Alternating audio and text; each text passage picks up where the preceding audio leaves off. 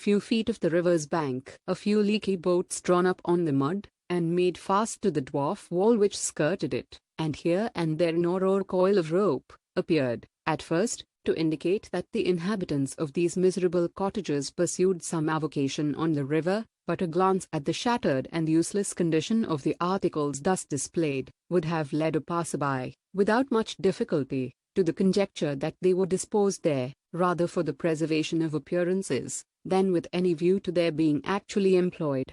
In the heart of this cluster of huts, and skirting the river, which its upper stories overhung, stood a large building, formerly used as a manufactory of some kind. It had, in its day, probably furnished employment to the inhabitants of the surrounding tenements, but it had long since gone to ruin. The rat, the worm, and the action of the damp, had weakened and rotted the piles on which it stood, and a considerable portion of the building had already sunk down into the water, while the remainder, tottering and bending over the dark stream, seemed to wait a favorable opportunity of following its old companion, and involving itself in the same fate. It was before this ruinous building that the worthy couple paused, as the first peal of distant thunder reverberated in the air, and the rain commenced pouring violently down. "The place should be somewhere here," said Bumble, consulting a scrap of paper he held in his hand. "Hullo there!" cried a voice from above. Following the sound, Mr. Bumble raised his head and descried a man looking out of a door, breast high, on the second story. "Stand still a minute," cried the voice. "I'll be with you directly," with which the head disappeared, and the door closed. "Is that the man?" asked Mr. Bumble's good lady. Mr. Bumble nodded in the affirmative. "Then, mind what I told you," said the matron, "and be careful to say as little as you can, or you'll betray us at once." Mr. Bumble, who had eyed the building with very rueful looks, was apparently about to express some doubts relative to the advisability of proceeding any further with the enterprise just then, when he was prevented by the appearance of Monks, who opened a small door, near which they stood, and beckoned them inwards. "Come in," he cried impatiently, stamping his foot upon the ground. "Don't keep me here." The woman, who had hesitated at first, walked boldly in, without any other invitation. Mr. Bumble, who was ashamed or afraid to lag behind, followed, obviously very ill at ease and with scarcely any of that remarkable dignity which was usually his chief characteristic.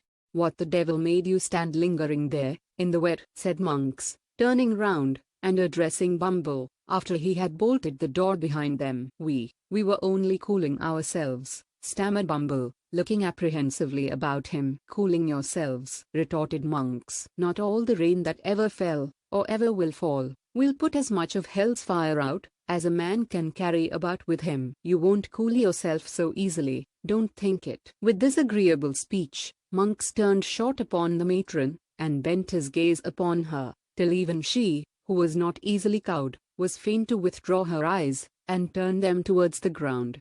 "This is the woman, is it?" demanded Monks. "That is the woman," replied Mr. Bumble, mindful of his wife's caution. "You think women never can keep secrets, I suppose?" said the matron, interposing, and returning, as she spoke, the searching look of Monks. "I know they will always keep one till it's found out," said Monks. "And what may that be?" asked the matron. "The loss of their own good name," replied Monks. "So, by the same rule, if a woman's a party to a secret that might hang or transport her, I'm not afraid of her telling it to anybody." "Not I. Do you understand, mistress?" "No," rejoined the matron, slightly coloring as she spoke. "Of course you don't," said Monks. "How should you?" bestowing something halfway between a smile and a frown upon his two companions, and again beckoning them to follow him. The man hastened across the apartment, which was of considerable extent, but low in the roof. He was preparing to ascend a steep staircase, or rather ladder, leading to another floor of warehouses above, when a bright flash of lightning streamed down the aperture, and a peal of thunder followed, which shook the crazy building to its center. "Hear it!" he cried, shrinking back. "Hear it, rolling and crashing on as if it echoed through 1,000 caverns where the devils were hiding from it. I hate the sound." He remained silent for a few moments, and then, removing his hands suddenly from his face, showed, to the unspeakable discomposure of Mr. Bumble, that it was much distorted and discolored. "These fits come over me, now and then," said Monks, observing his alarm, and thunder sometimes brings them on. Don't mind me now, it's all over for this once. Thus speaking, he led the way up the ladder, and hastily closing the window shutter of the room into which it led, lowered a lantern which hung at the end of a rope and pulley passed through one of the heavy beams in the ceiling, and which cast a dim light upon an old table and 3 chairs that were placed beneath it. "Now," said Monks, when they had all 3 seated themselves, "the sooner we come to our business, the better for all. The woman know what it is, does she?" The question was addressed to Bumble, but his wife anticipated the reply, by intimating that she was perfectly acquainted with it. "He is right in saying that you were with this hag the night she died, and that she told you something about the mother of the boy you named," replied the matron, interrupting him. "Yes. The first question is, of what nature was her communication?" said Monks. "That's the second," observed the woman with much deliberation. "The first is, what may the communication be worth?" "Who the devil can tell that, without knowing of what kind it is?" asked Monks. "Nobody better than you, I am persuaded," answered Mrs. Bumble, who did not want for spirit, as her yoke fellow could abundantly testify. "Humphrey," said Monks significantly, and with a look of eager inquiry, "there may be money's worth to get, eh?" "Perhaps there may," was the composed reply. "Something that was taken from her," said Monks. "Something that she wore." "Something that you had better bid," interrupted Mrs. Bumble. "I have heard enough already to assure me that you are the man I ought to talk to." Mr. Bumble, who had not yet been admitted by his better half into any greater share of the secret than he had originally possessed, listened to this dialogue with outstretched neck and distended eyes, which he directed towards his wife and Monks, by turns, in undisguised astonishment, increased, if possible, when the latter sternly demanded what sum was required for the disclosure.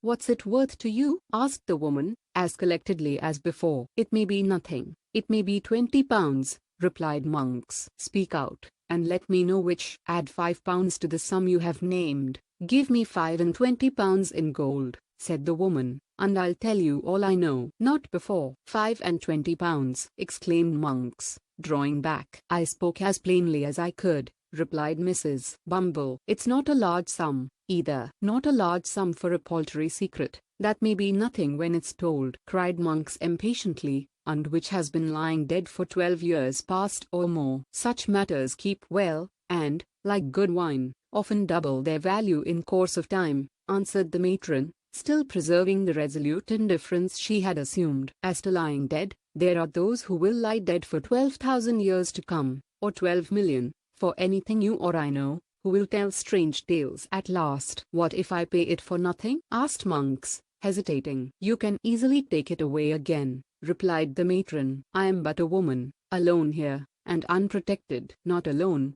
my dear, nor unprotected, neither," submitted Mr. Bumble, in a voice tremulous with fear. "I am here, my dear. And besides," said Mr. Bumble, his teeth chattering as he spoke, "Mr. Monks is too much of a gentleman to attempt any violence on parochial persons. Mr. Monks is aware that I am not a young man, my dear, and also that I am a little run to seed, as I may say, though he has heard, I say I have no doubt Mr. Monks has heard, my dear, that I am a very determined officer, with very uncommon strength, if I'm once roused. I only want a little rousing, that's all." As Mr. Bumble spoke, he made a melancholy feint of grasping his lantern with fierce determination, and plainly showed, by the alarmed expression of every feature, that he did want a little rousing, and not a little, prior to making any very warlike demonstration, unless, indeed, against paupers, or other person or persons trained down for the purpose.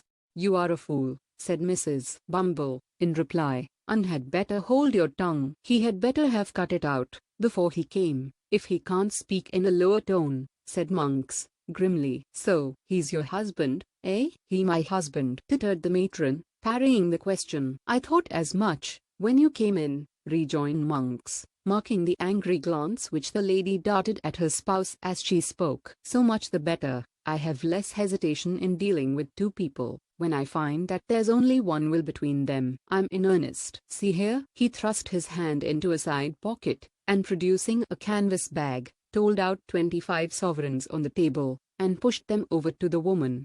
"Now," he said, "gather them up, and when this cursed peal of thunder, which I feel is coming up to break over the housetop, is gone, let's hear your story." The thunder, which seemed in fact much nearer, and to shiver and break almost over their heads, having subsided, Monks, raising his face from the table, bent forward to listen to what the woman should say. The faces of the three nearly touched, as the two men leant over the small table in their eagerness to hear, and the woman also leant forward to render her whisper audible. The sickly rays of the suspended lantern falling directly upon them, aggravated the paleness and anxiety of their countenances, which, encircled by the deepest gloom and darkness, looked ghastly in the extreme.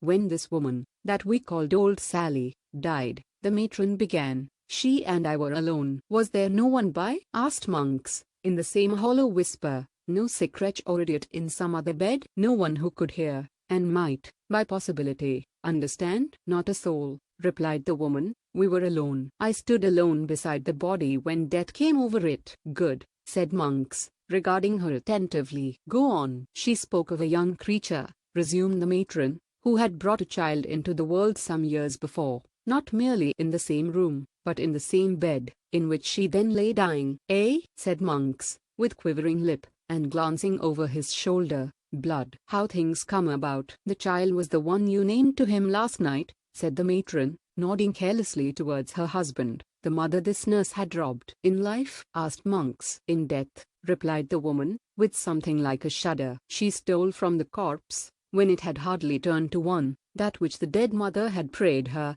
with her last breath, to keep for the infant's sake." "She sold it," cried Monks, with desperate eagerness. "Did she sell it? Where? When? To whom? How long before?" "As she told me, with great difficulty, that she had done this," said the matron, "she fell back and died." "Without saying more?" cried Monks, in a voice which, from its very suppression, seemed only the more furious. "It's a lie. I'll not be played with." "She said more." "I'll tear the life out of you both, but I'll know what it was." "She didn't utter another word," said the woman, to all appearance unmoved, as Mr. Bumble was very far from being, by the strange man's violence, "but she clutched my gown, violently, with one hand, which was partly closed, and when I saw that she was dead, and so removed the hand by force, I found it clasped a scrap of dirty paper." "Which contained?" interposed Monks, stretching forward. "Nothing," replied the woman. "It was a pawnbroker's duplicate." "For what?" demanded Monks. "In good time I'll tell you," said the woman. "I judge that she had kept the trinket, for some time, in the hope of turning it to better account, and then had pawned it, and had saved or scraped together money to pay the pawnbroker's interest year by year, and prevent its running out,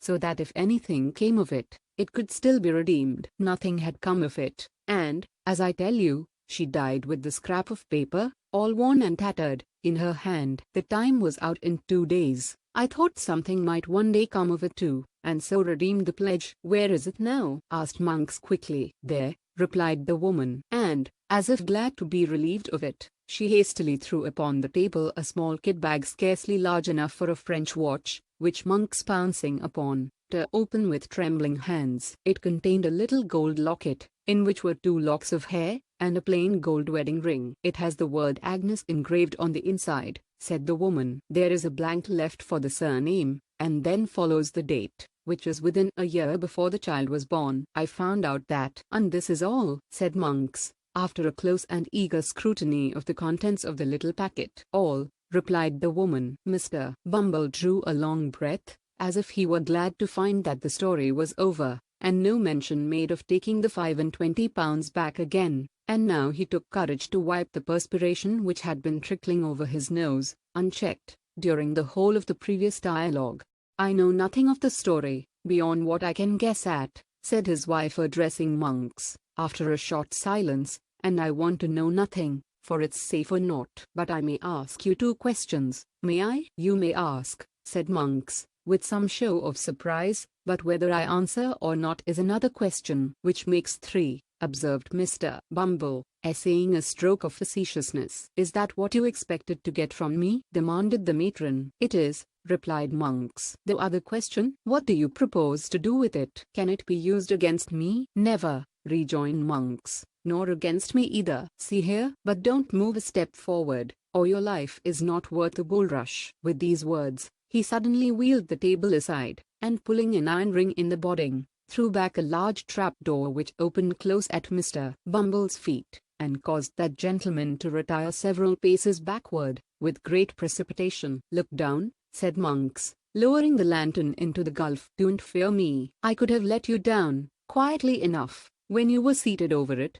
if that had been my game." Thus encouraged, the matron drew near to the brink, and even Mr. Bumble himself, impelled by curiosity, ventured to do the same. The turbid water, swollen by the heavy rain, was rushing rapidly on below, and all other sounds were lost in the noise of its splashing and eddying against the green and slimy piles. There had once been a water-mill beneath, the tide foaming and chafing round the few rotten stakes, and fragments of machinery that yet remained, seemed to dart onward, with a new impulse, when freed from the obstacles which had unavailingly attempted to stem its headlong course.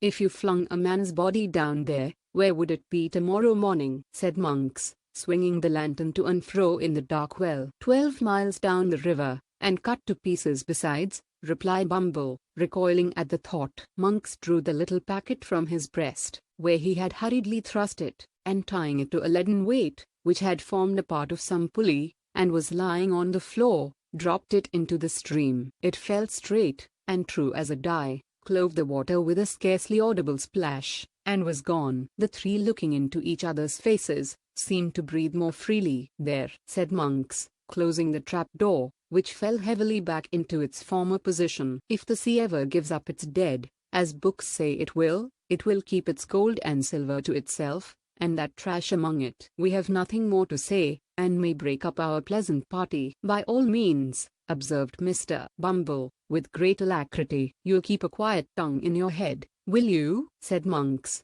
with a threatening look. "I'm not afraid of your wife." "You may depend upon me, young man," answered Mr. Bumble, bowing himself gradually towards the ladder, with excessive politeness. "On everybody's account, young man, on my own, you know, Mr. Monks." "I am glad, for your sake, to hear it," remarked Monks. "Light your lantern, and get away from here as fast as you can." It was fortunate that the conversation terminated at this point, or Mr. Bumble, who had bowed himself to within 6 inches of the ladder, would infallibly have pitched headlong into the room below. He lighted his lantern from that which Monks had detached from the rope, and now carried in his hand, and making no effort to prolong the discourse, descended in silence, followed by his wife. Monks brought up the rear, after pausing on the steps to satisfy himself that there were no other sounds to be heard than the beating of the rain without, and the rushing of the water.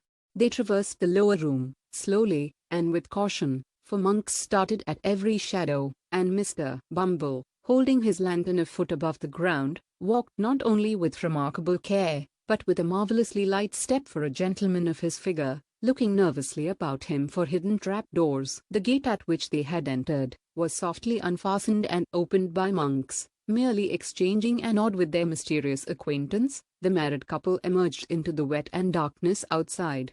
They were no sooner gone, than Monks, who appeared to entertain an invincible repugnance to being left alone, called to a boy who had been hidden somewhere below. Bidding him go first, and bear the light, he returned to the chamber he had just quitted. Chapter 39 introduces some respectable characters with whom the reader is already acquainted, and shows how Monks and the Jew laid their worthy heads together. On the evening following that upon which the three worthies mentioned in the last chapter disposed of their little matter of business as therein narrated, Mr. William Sikes, awakening from a nap, drowsily growled forth an inquiry what time of night it was. The room in which Mr. Sikes propounded this question was not one of those he had tenanted previous to the Chertsey expedition, although it was in the same quarter of the town, and was situated at no great distance from his former lodgings. It was not, in appearance, so desirable a habitation as his old quarters, being a mean and badly furnished apartment, of very limited size, lighted only by one small window in the shelving roof, and abutting on a close and dirty lane. Nor were there wanting other indications of the good gentleman's having gone down in the world of late, for a great scarcity of furniture, and total absence of comfort, together with the disappearance of all such small movables as spare clothes and linen, bespoke a state of extreme poverty. while the meager and attenuated condition of Mr. Sikes himself would have fully confirmed these symptoms, if they had stood in any need of corroboration. The housebreaker was lying on the bed, wrapped in his white greatcoat, by way of dressing gown, and displaying a set of features in no degree improved by the cadaverous hue of illness, and the addition of a soiled nightcap, and a stiff, black beard of a week's growth. The dog sat at the bedside, now eyeing his master with a wistful look, and now pricking his ears, and uttering a low growl as some noise in the street, or in the lower part of the house, attracted his attention. Seated by the window, busily engaged in patching an old waistcoat which formed a portion of the robber's ordinary dress, was a female, so pale and reduced with watching and privation, that there would have been considerable difficulty in recognizing her as the same Nancy who has already figured in this tale, but for the voice in which she replied to Mr. Sikes's question. "Not long gone 7, said the girl. "How do you feel tonight, Bill?" "As weak as water," replied Mr. Sikes, with an imprecation on his eyes and limbs. "Here, lend us a hand, and let me get off this thundering bed anyhow." Illness had not improved Mr. Sikes's temper, for, as the girl raised him up and led him to a chair, he muttered various curses on her awkwardness, and struck her. "Whining are you?" said Sikes. "Come, don't stand snivelling there. If you can't do anything better than that, cut off altogether. D'ye hear me?" "I hear you," replied the girl, turning her face aside, and forcing a laugh. "What fancy have you got in your head now?" "Oh, you've thought better of it, have you?" growled Sikes, marking the tear which trembled in her eye. "All the better for you, you have." "Why, you don't mean to say you'd be hard upon me tonight, Bill?" said the girl, laying her hand upon his shoulder. "No," cried Mr. Sikes. "Why not?" "Such a number of nights," said the girl, with a touch of woman's tenderness, which communicated something like sweetness of tone, even to her voice, "such a number of nights as I've been patient with you, nursing and caring for you, as if you had been a child, and this the first that I've seen you like yourself. You wouldn't have served me as you did just now, if you'd thought of that, would you?" "Come, come, say you wouldn't." "Well, then," rejoined Mr. Sikes, "I wouldn't." "Why, damn, now, the girls is whining again." "It's nothing," said the girl, throwing herself into a chair. "Don't you seem to mind me. It'll soon be over." "What'll be over?" demanded Mr. Sikes in a savage voice. "What foolery are you up to, now, again? Get up and bustle about, and don't come over me with your woman's nonsense." At any other time, this remonstrance, and the tone in which it was delivered, would have had the desired effect, but the girl being really weak and exhausted, dropped her head over the back of the chair, and fainted, before Mr. Sikes could get out a few of the appropriate oaths with which, on similar occasions, he was accustomed to garnish his threats. Not knowing, very well, what to do, in this uncommon emergency, for Miss Nancy's hysterics were usually of that violent kind which the patient fights and struggles out of, without much assistance, Mr. Sikes tried a little blasphemy, and finding that mode of treatment wholly ineffectual, called for assistance. "What's the matter here, my dear?" said Fagin, looking in. "Lend a hand to the girl, can't you?" replied Sikes impatiently. "Don't stand chattering and grinning at me." With an exclamation of surprise, Fagin hastened to the girl's assistance, while Mr. John Dawkins, otherwise the Artful Dodger, who had followed his venerable friend into the room, hastily deposited on the floor a bundle with which he was laden, and snatching a bottle from the grasp of Master Charles Bates, who came close at his heels, uncorked it in a twinkling with his teeth, and poured a portion of its contents down the patient's throat, previously taking a taste, himself, to prevent mistakes.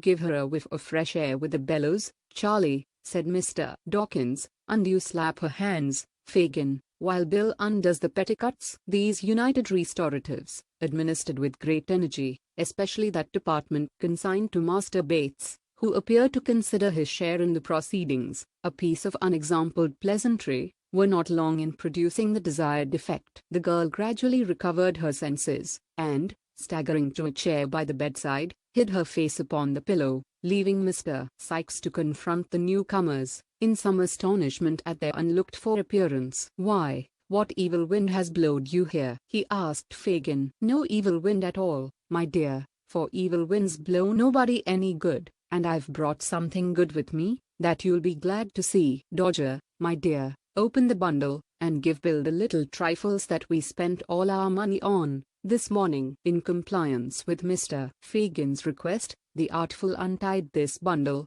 which was of large size, and formed of an old tablecloth, and handed the articles it contained, one by one, to Charley Bates, who placed them on the table, with various encomiums on their rarity and excellence. "Sich a rabbit pie, Bill!" exclaimed that young gentleman, disclosing to view a huge pasty. "Sich delicate creatures, with sich tender limbs, Bill, that the very bones melt in your mouth, and there's no occasion to pick 'em. Half a pound of 7 and 6 green, so precious strong that if you mix it with boiling water, it'll go nigh to blow the lid of the teapot off. A pound and a half of moist sugar that the niggers didn't work at all at, afore they got it up to sich a pitch of goodness. Oh no, 2 half-quartern brands, pound of best fresh, piece of double Gloucester, and, to wind up all, some of the richest sort you ever lushed." Uttering this last panegyric, Master Bates produced, from one of his extensive pockets, a full-sized wine bottle, carefully corked, while Mr. Dickens, at the same instant, poured out a wineglass full of raw spirits from the bottle he carried, which the invalid tossed down his throat without a moment's hesitation. "Ah," said Fagin, rubbing his hands with great satisfaction. "You'll do, Bill, you'll do now." "Do!" exclaimed Mr. Sikes. "I might have been done for 20 times over, afore you'd have done anything to help me." "What do you mean by leaving a man in this state, 3 weeks and more, you false-hearted vagabond?" "Only hear him, boys," said Fagin, shrugging his shoulders. "And us come to bring him all these beautiful things." "The things is well enough in their way," observed Mr. Sikes, a little soothed as he glanced over the table, "but what have you got to say for yourself, why you should leave me here, down in the mouth, health, blunt, and everything else, and take no more notice of me, all this mortal time, than if I was that 'ere dog? Drive him down, Charlie." "I never see such a jolly dog as that," cried Master Bates, doing as he was desired, "smelling the grub like a old lady a-going to market. He'd make his fortune on the stage, that dog would, and revive the dreamer besides." "Hold your din," cried Sikes, as the dog retreated under the bed, still growling angrily. "What have you got to say for yourself, you withered old fence, eh?" "I was away from London, a week and more, my dear, on a plant," replied the Jew. "And what about the other fortnight?" demanded Sikes. "What about the other fortnight that you've left me lying here, like a sick rat in his hole?" "I couldn't help it, Bill. I can't go into a long explanation before company, but I couldn't help it, upon my honor." "Upon your what?" growled Sikes, with excessive disgust. "Here, cut me off a piece of that pie, one of you boys, to take the taste of that out of my mouth, or it'll choke me dead." "Don't be out of temper, my dear," urged Fagin, submissively. "I have never forgot you, Bill, never once." "No, I'll pound it that you han't," replied Sikes, with a bitter grin. "You've been scheming and plotting away, every hour that I have laid shivering and burning here, and Bill was to do this, and Bill was to do that, and Bill was to do it all, dirt cheap, as soon as he got well, and was quite poor enough for your work. If it hadn't been for the girl, I might have died." "There now, Bill," remonstrated Fagin, eagerly catching at the word. "If it hadn't been for the girl, who but poor old Fagin was the means of your having such a handy girl about you." "He says true enough there," said Nancy, coming hastily forward. "Let him be, let him be." Nancy's appearance gave a new turn to the conversation, for the boys, receiving a sly wink from the wary old Jew, began to ply her with liquor, of which, however, she took very sparingly, while Fagin, assuming an unusual flow of spirits, gradually brought Mr. Sikes into a better temper, by affecting to regard his threats as a little pleasant banter, and, moreover, by laughing very heartily at one or two rough jokes, which, after repeated applications to the spirit bottle, he condescended to make. "It's all very well," said Mr. Sikes, "but I must have some blunt from you tonight." "I haven't a piece of coin about me," replied the Jew. "Then you've got lots at home," retorted Sikes, "and I must have some from there." "Lots!" cried Fagin, holding up his hands. "I haven't so much as wood. I don't know how much you've got, and I dare say you hardly know yourself, as it would take a pretty long time to count it," said Sikes, "but I must have some tonight, and that's flat." "Well, well," said Fagin, with a sigh, I'll send the Artful round presently. You won't do nothing of the kind, rejoined Mr. Sikes. The Artful's a deal too artful, and would forget to come, or lose his way, or get dodged by traps and so be prevented, or anything for an excuse. If you put him up to it, Nancy shall go to the ken and fetch it, to make all sure, and I'll lie down and have a snooze while she's gone. After a great deal of haggling and squabbling, Fagin beat down the amount of the required advance from £5 to £3 4 and 6pence, protesting with many solemn asseverations that would only leave him 18pence to keep house with, Mr. Sikes sullenly remarking that if he couldn't get any more he must accompany him home, with the Dodger, and Master Bates put the eatables in the cupboard. The Jew then, taking leave of his affectionate friend, returned homeward, attended by Nancy and the boys. Mr. Sikes, meanwhile, flinging himself on the bed, and composing himself to sleep away the time until the young lady's return. In due course, they arrived at Fagin's abode, where they found Toby Crackit and Mr. Chitling intent upon their 15th game at cribbage, which it is scarcely necessary to say the latter gentleman lost, and with it, his 15th and last 6pence, much to the amusement of his young friends. Mr. Crackit, apparently somewhat ashamed at being found relaxing himself with a gentleman so much his inferior in station and mental endowments, yawned, and inquiring after Sikes, took up his hat to go.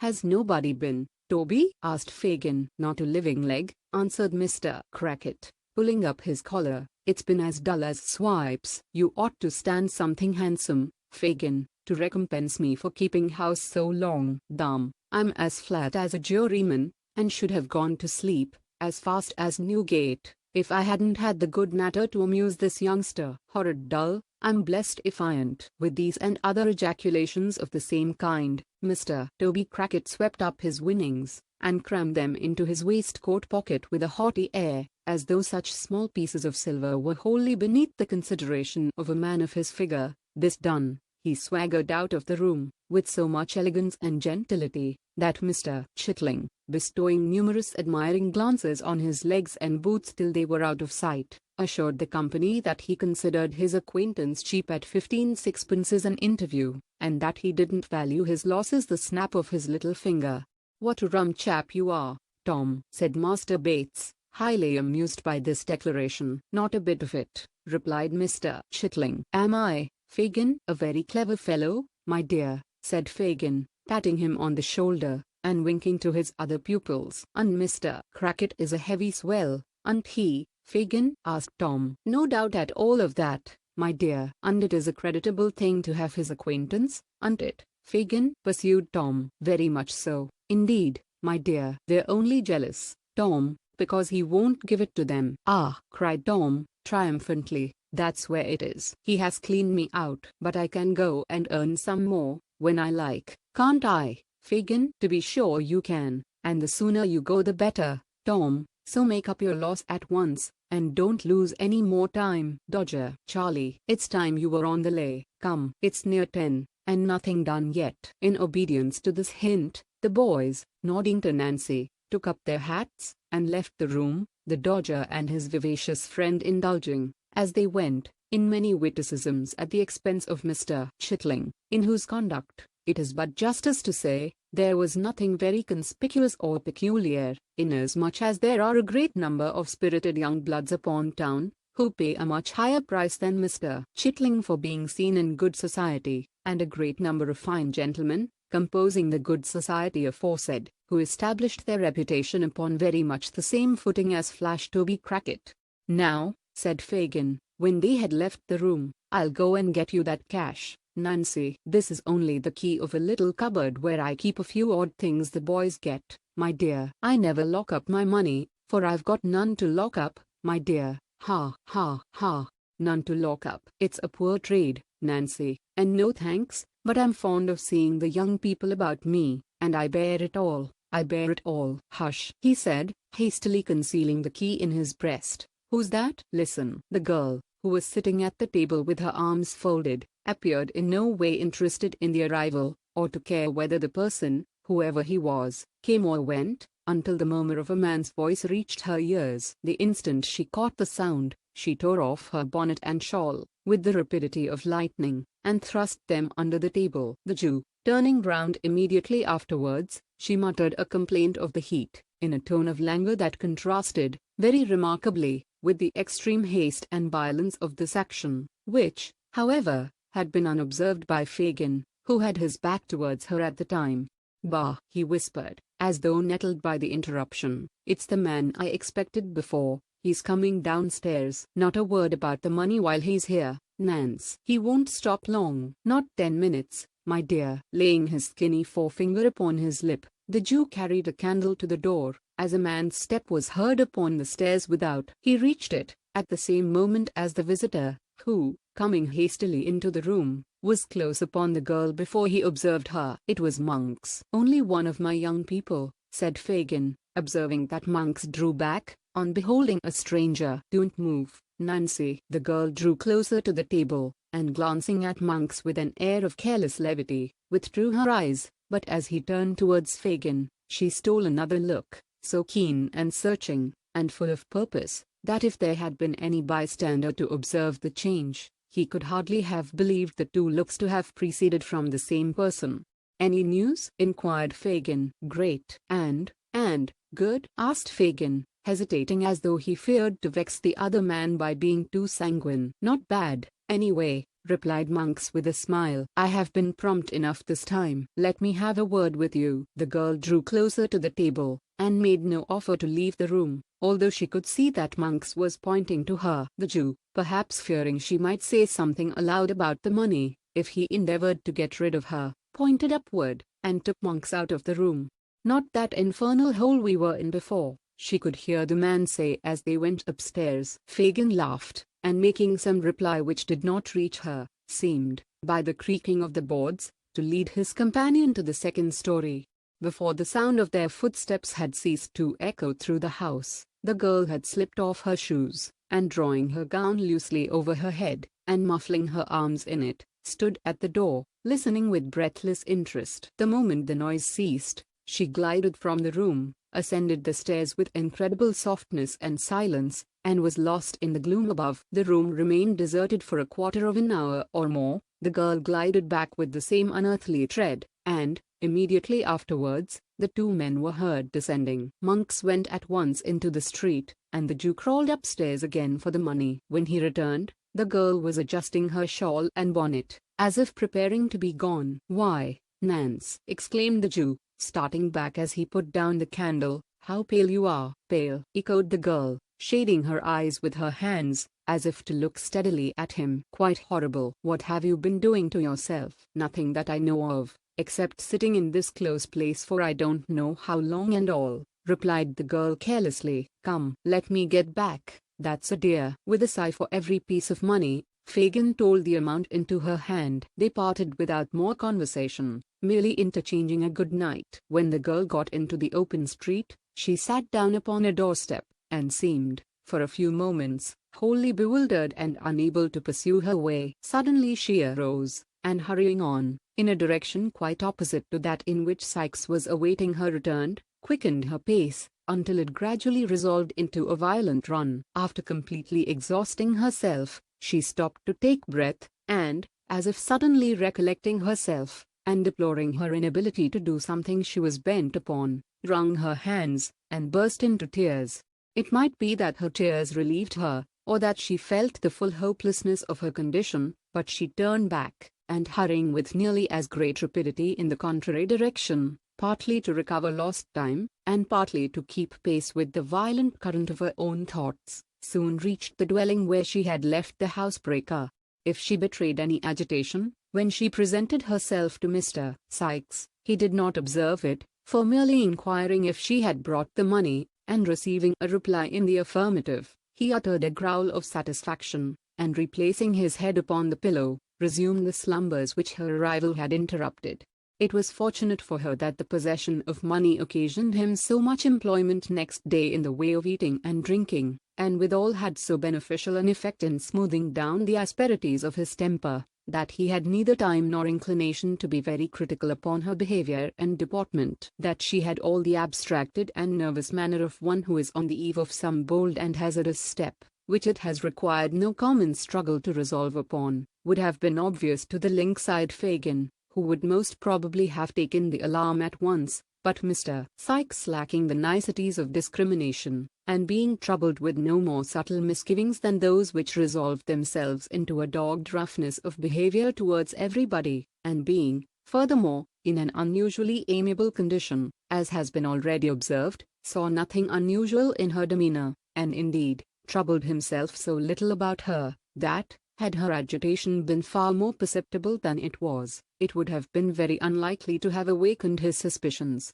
As that day closed in, the girl's excitement increased, and, when night came on, and she sat by, watching until the housebreaker should drink himself asleep, there was an unusual paleness in her cheek, and a fire in her eye, that even Sikes observed with astonishment. Mr. Sikes, being weak from the fever, was lying in bed, taking hot water with his gin to render it less inflammatory, and had pushed his glass towards Nancy to be replenished for the third or fourth time, when these symptoms first struck him.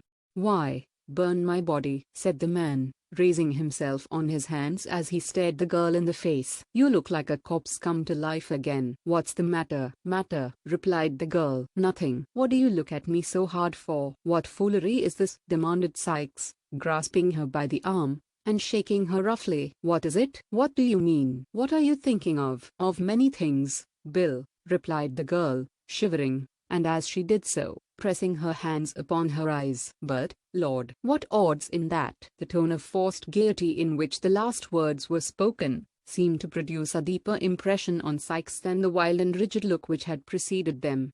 "I tell you what it is," said Sikes, "if you haven't caught the fever, and got it comin' on, now, there's something more than usual in the wind, and something dangerous too. You're not a-going to—" "No, Dom, you wouldn't do that." "Do what?" asked the girl. "There ain't," said Sikes, fixing his eyes upon her, and muttering the words to himself, "there ain't a stauncher-hearted gal going, or I'd have cut her throat 3 months ago. She's got the fever coming on, that's it." Fortifying himself with this assurance, Sikes drained the glass to the bottom, and then, with many grumbling oaths, called for his physic. The girl jumped up, with great alacrity, poured it quickly out, but with her back towards him, and held the vessel to his lips, while he drank off the contents.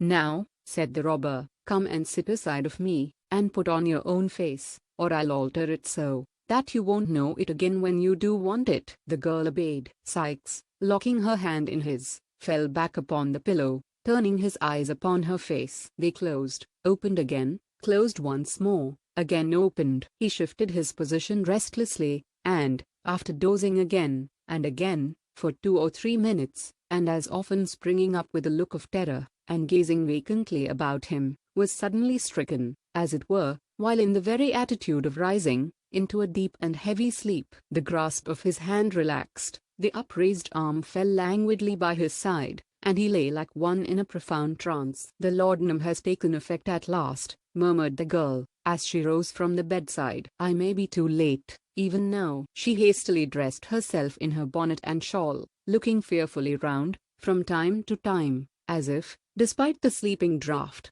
she expected every moment to feel the pressure of Sikes's heavy hand upon her shoulder. Then, stooping softly over the bed, she kissed the robber's lips, and then opening and closing the room door with noiseless touch, hurried from the house.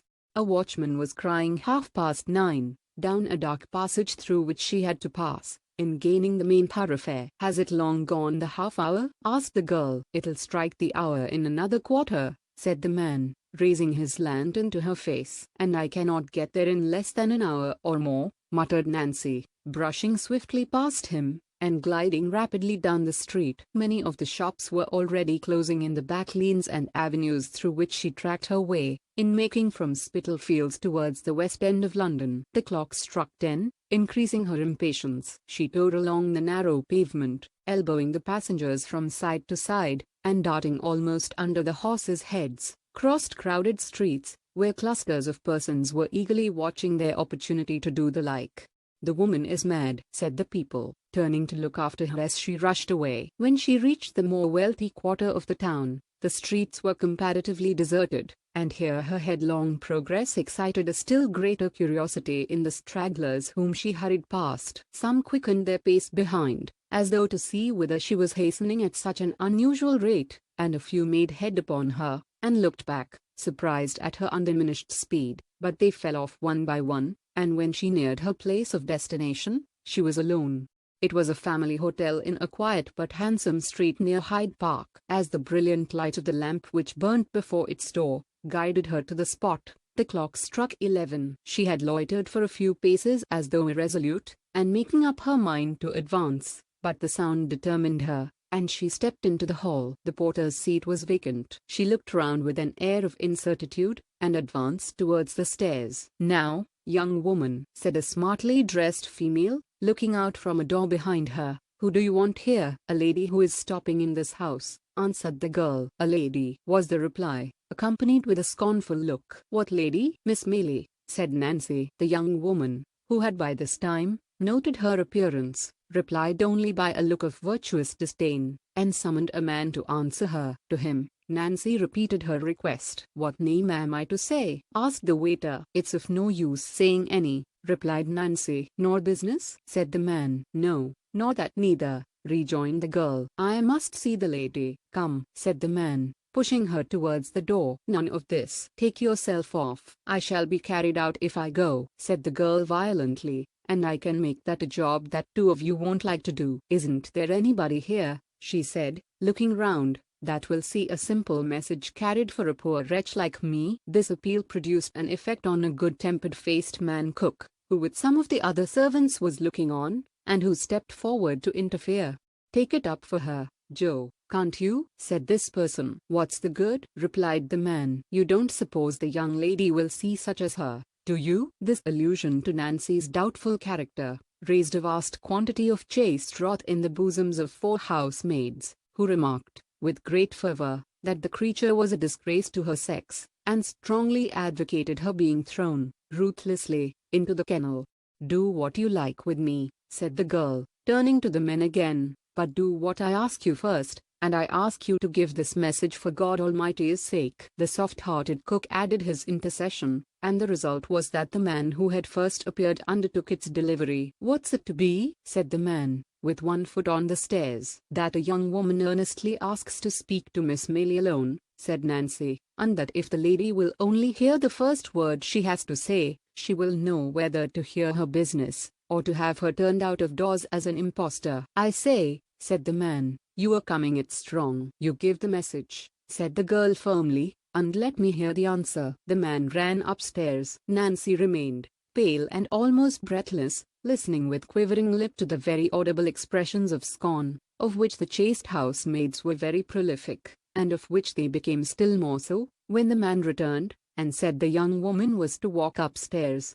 "It's no good being proper in this world," said the first housemaid. "Brass can do better than the gold what has stood the fire," said the second. The third contented herself with wondering what ladies was made of, and the fourth took the first in a quartet of shameful, with which the Dianas concluded. Regardless of all this, for she had weightier matters at heart, Nancy followed the man, with trembling limbs, to a small ante-chamber, lighted by a lamp from the ceiling. Here he left her, and retired. Chapter 40. A strange interview, which is a sequel to the last chamber. The girl's life had been squandered in the streets, and among the most noisome of the stews and dens of London, but there was something of the woman's original nature left in her still, and when she heard a light step approaching the door opposite to that by which she had entered, and thought of the wide contrast which the small room would in another moment contain, she felt burdened with the sense of her own deep shame, and shrunk as though she could scarcely bear the presence of her with whom she had sought this interview. But struggling with these better feelings was pride, the vice of the lowest and most debased creatures no less than of the high and self-assured, the miserable companion of thieves and ruffians, the fallen outcast of low haunts, the associate of the scourings of the jails and hulks, living within the shadow of the gallows itself. Even this degraded being felt too proud to betray a feeble gleam of the womanly feeling which she thought a weakness, but which alone connected her with that humanity, of which her wasting life had obliterated so many traces when a very child. She raised her eyes sufficiently to observe that the figure which presented itself was that of a slight and beautiful girl, Then, bending them on the ground, she tossed her head with affected carelessness as she said, "It's a hard matter to get to see you, lady. If I had taken offense, and gone away, as many would have done, you'd have been sorry for it one day, and not without reason either." "I am very sorry if anyone has behaved harshly to you," replied Rose. "Do not think of that. Tell me why you wish to see me." "I am the person you inquired for." The kind tone of this answer, the sweet voice, the gentle manner, the absence of any accent of haughtiness or displeasure, took the girl completely by surprise, and she burst into tears. "Oh, lady, lady," she said, clasping her hands passionately before her face, "if there was more like you, there would be fewer like me. There would. "Sit down," said Rose, earnestly. "If you are in poverty or affliction, I shall be truly glad to relieve you if I can. I shall indeed." "Sit down." "Let me stand, lady," said the girl, still weeping, "and do not speak to me so kindly till you know me better. It is growing late." Is that door shut?" "Yes," said Rose, recoiling a few steps, as if to be nearer assistance in case she should require it. "Why?" "Because," said the girl, "I am about to put my life and the lives of others in your hands. I am the girl that dragged little Oliver back to old Fagin's on the night he went out from the house in Pentonville." "You?" said Rose meekly. "Aye, lady," replied the girl. "I am the infamous creature you have heard of, that lives among the thieves, and that never from the first moment I can recollect my eyes and senses opening on London streets have known any better life, or kinder words than they have given me. So help me God. Do not mind shrinking openly from me, lady. I am younger than you would think, to look at me, but I am well used to it. The poorest women fall back, as I make my way along the crowded pavement." "What dreadful things are these?" said Rose, involuntarily falling from her strange companion. "Thank heaven upon your knees, dear lady," cried the girl, "that you had friends to care for and keep you in your childhood, and that you were never in the midst of cold and hunger, and riot and drunkenness, and something worse than all, as I have been from my cradle. I may use the word, for the alley and the gutter were mine, as they will be my deathbed." "I pity you," said Rose, in a broken voice. "It wrings my heart to hear you." "Heaven bless you for your goodness," rejoined the girl. "If you knew what I am sometimes, you would pity me, indeed. But I have stolen away from those who would surely murder me, if they knew I had been here, to tell you what I have overheard." "Do you know a man named Monks?" "No," said Rose. "He knows you," replied the girl,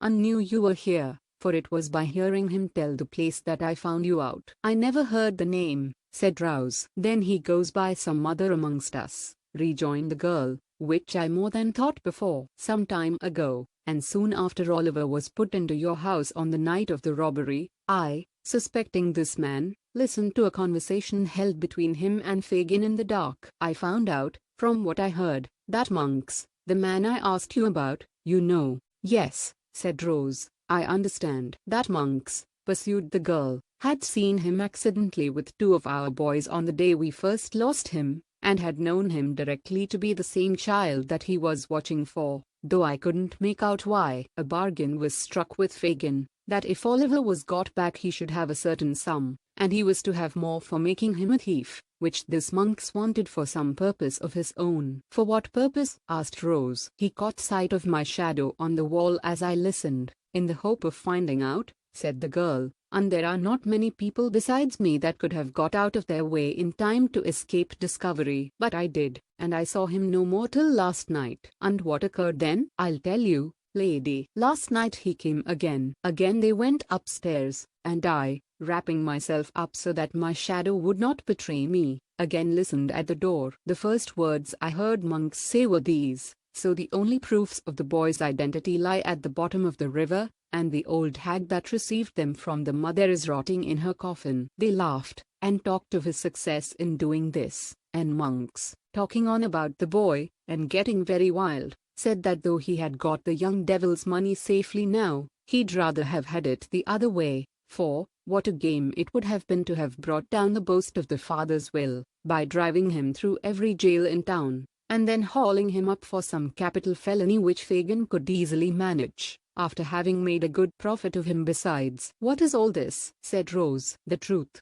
lady, though it comes from my lips," replied the girl. "Then," he said, with oaths common enough in my ears, but strange to yours, that if he could gratify his hatred by taking the boy's life without bringing his own neck in danger, he would, but, as he couldn't, he'd be upon the watch to meet him at every turn in life, and if he took advantage of his birth and history, he might harm him yet. In short, Fagin, he says, Jew as you are, you never laid such snares as I'll contrive for my young brother, Oliver. His brother, exclaimed Rose. Those were his words, said Nancy, glancing uneasily round, as she had scarcely ceased to do, since she began to speak, for a vision of Sikes haunted her perpetually. And more, when he spoke of you and the other lady, and said it seemed contrived by heaven, or the devil, against him, that Oliver should come into your hands, he laughed, and said there was some comfort in that too, for how many thousands and hundreds of thousands of pounds would you not give, if you had them, to know who your two-legged spaniel was? You do not mean, said Rouse, turning very pale, to tell me that this was said in earnest? He spoke in hard and angry earnest, if a man ever did, replied the girl, shaking her head. He is an earnest man when his hatred is up. I know many who do worse things, but I'd rather listen to them all a dozen times, than to that monk's once. It is growing late, and I have to reach home without suspicion of having been on such an errand as this. I must get back quickly. But what can I do? Said Rose. To what use can I turn this communication without you? Back. Why do you wish to return to companions you paint in such terrible colors? If you repeat this information to a gentleman whom I can summon in an instant from the next room, you can be consigned to some place of safety without half an hour's delay. I wish to go back, said the girl. I must go back, because, how can I tell such things to an innocent lady like you? Because among the men I have told you of, there is one, the most desperate among them all, that I can't leave, no, not even to be saved from the life I am leading now. Your having interfered in this dear boy's behalf before, said Rouse, your coming here, at so great risk, to tell me what you have heard, your manner, which convinces me of the truth of what you say, your evident contrition, and sense of shame, all lead me to believe that you might yet be reclaimed. Oh, said the earnest girl, folding her hands as the tears coursed down her face, do not turn a deaf ear to the entreaties of one of your own sex. The first, I do believe, whoever appealed to you in the voice of pity and compassion. Do hear my words, and let me save you yet, for better things. Lady, cried the girl, sinking on her knees, dear, sweet, angel lady, you are the first that ever blessed me with such words as these, and if I had heard them years ago, they might have turned me from a life of sin and sorrow,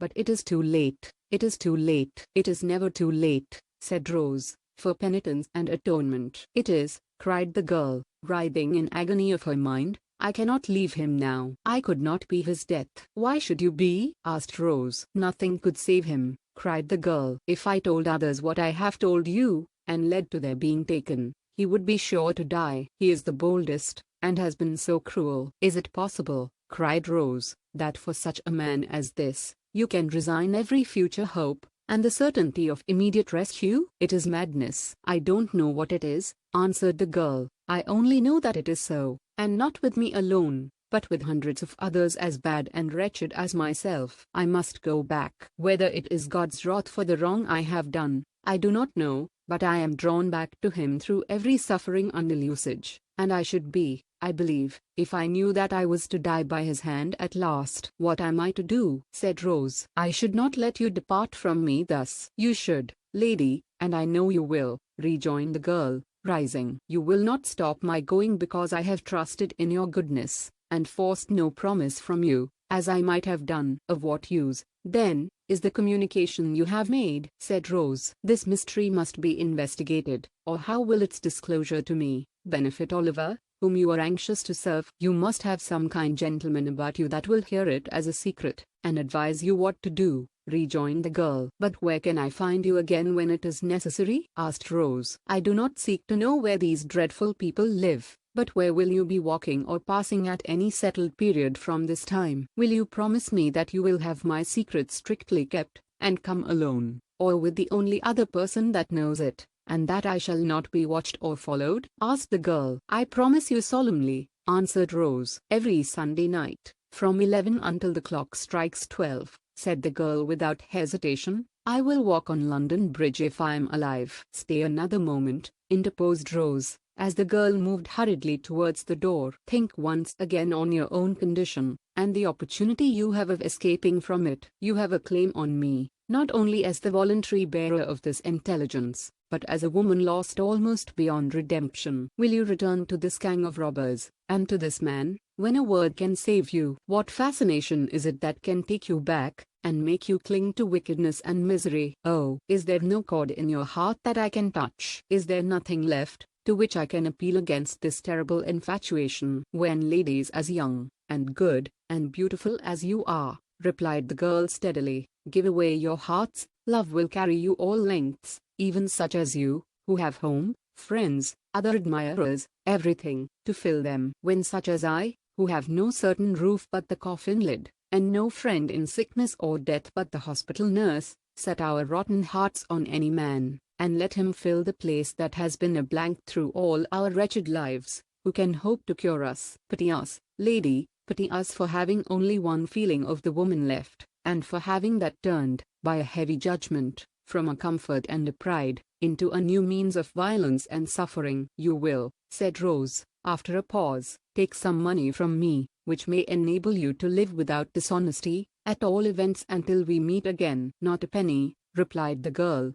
waving her hand. Do not close your heart against all my efforts to help you, said Rose, stepping gently forward. I wish to serve you indeed. You would serve me best, lady, replied the girl, wringing her hands, if you could take my life at once, for I have felt more grief to think of what I am, tonight, than I ever did before, and it would be something not to die in the hell in which I have lived. God bless you, sweet lady, and send as much happiness on your head as I have brought shame on mine. Thus speaking, and sobbing aloud, the unhappy creature turned away, while Rose Maylie, overpowered by this extraordinary interview, which had more the semblance of a rapid dream than an actual occurrence, sank into a chair, and endeavored to collect her wandering thoughts.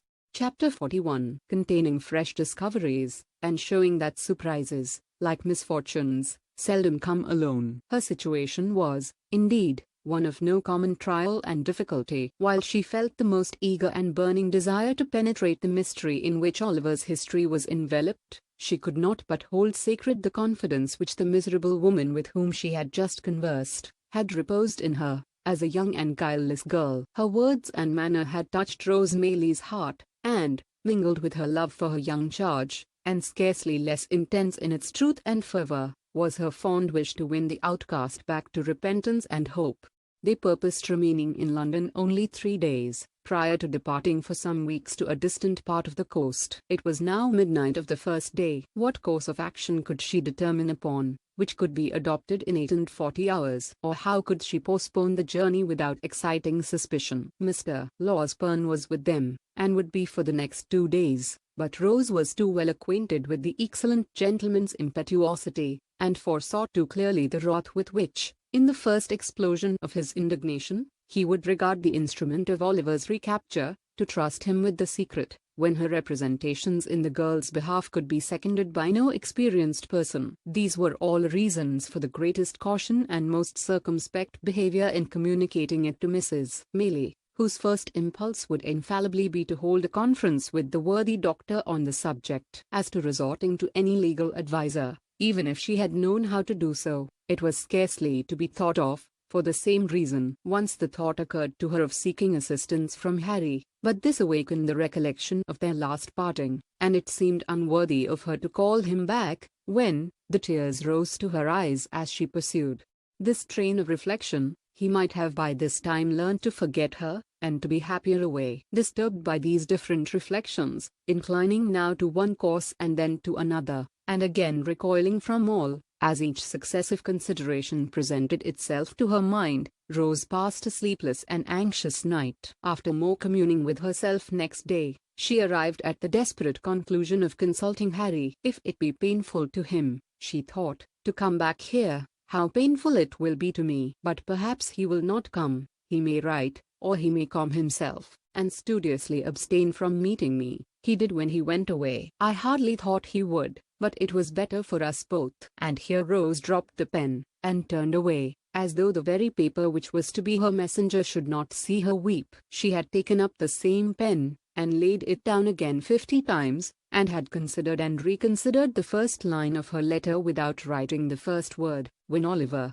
who had been walking in the streets, with Mr. Giles for a bodyguard, entered the room in such breathless haste and violent agitation, as seemed to betoken some new cause of alarm. "What makes you look so flurried?" asked Rose, advancing to meet him. "I hardly know how, I feel as if I should be choked," replied the boy. "Oh dear, to think that I should see him at last, and you should be able to know that I have told you the truth." "I never thought you had told us anything but the truth," said Rose, soothing him. "But what is this? Of whom do you speak?" "I have seen the gentleman," replied Oliver, scarcely able to articulate. "The gentleman who was so good to me, Mr. Brownlow, that we have so often talked about." "Where?" asked Rose. "Getting out of a coach," replied Oliver, shedding tears of delight, "and going into a house. I didn't speak to him, I couldn't speak to him, for he didn't see me, and I trembled so, that I was not able to go up to him. But Giles asked, for me, whether he lived there,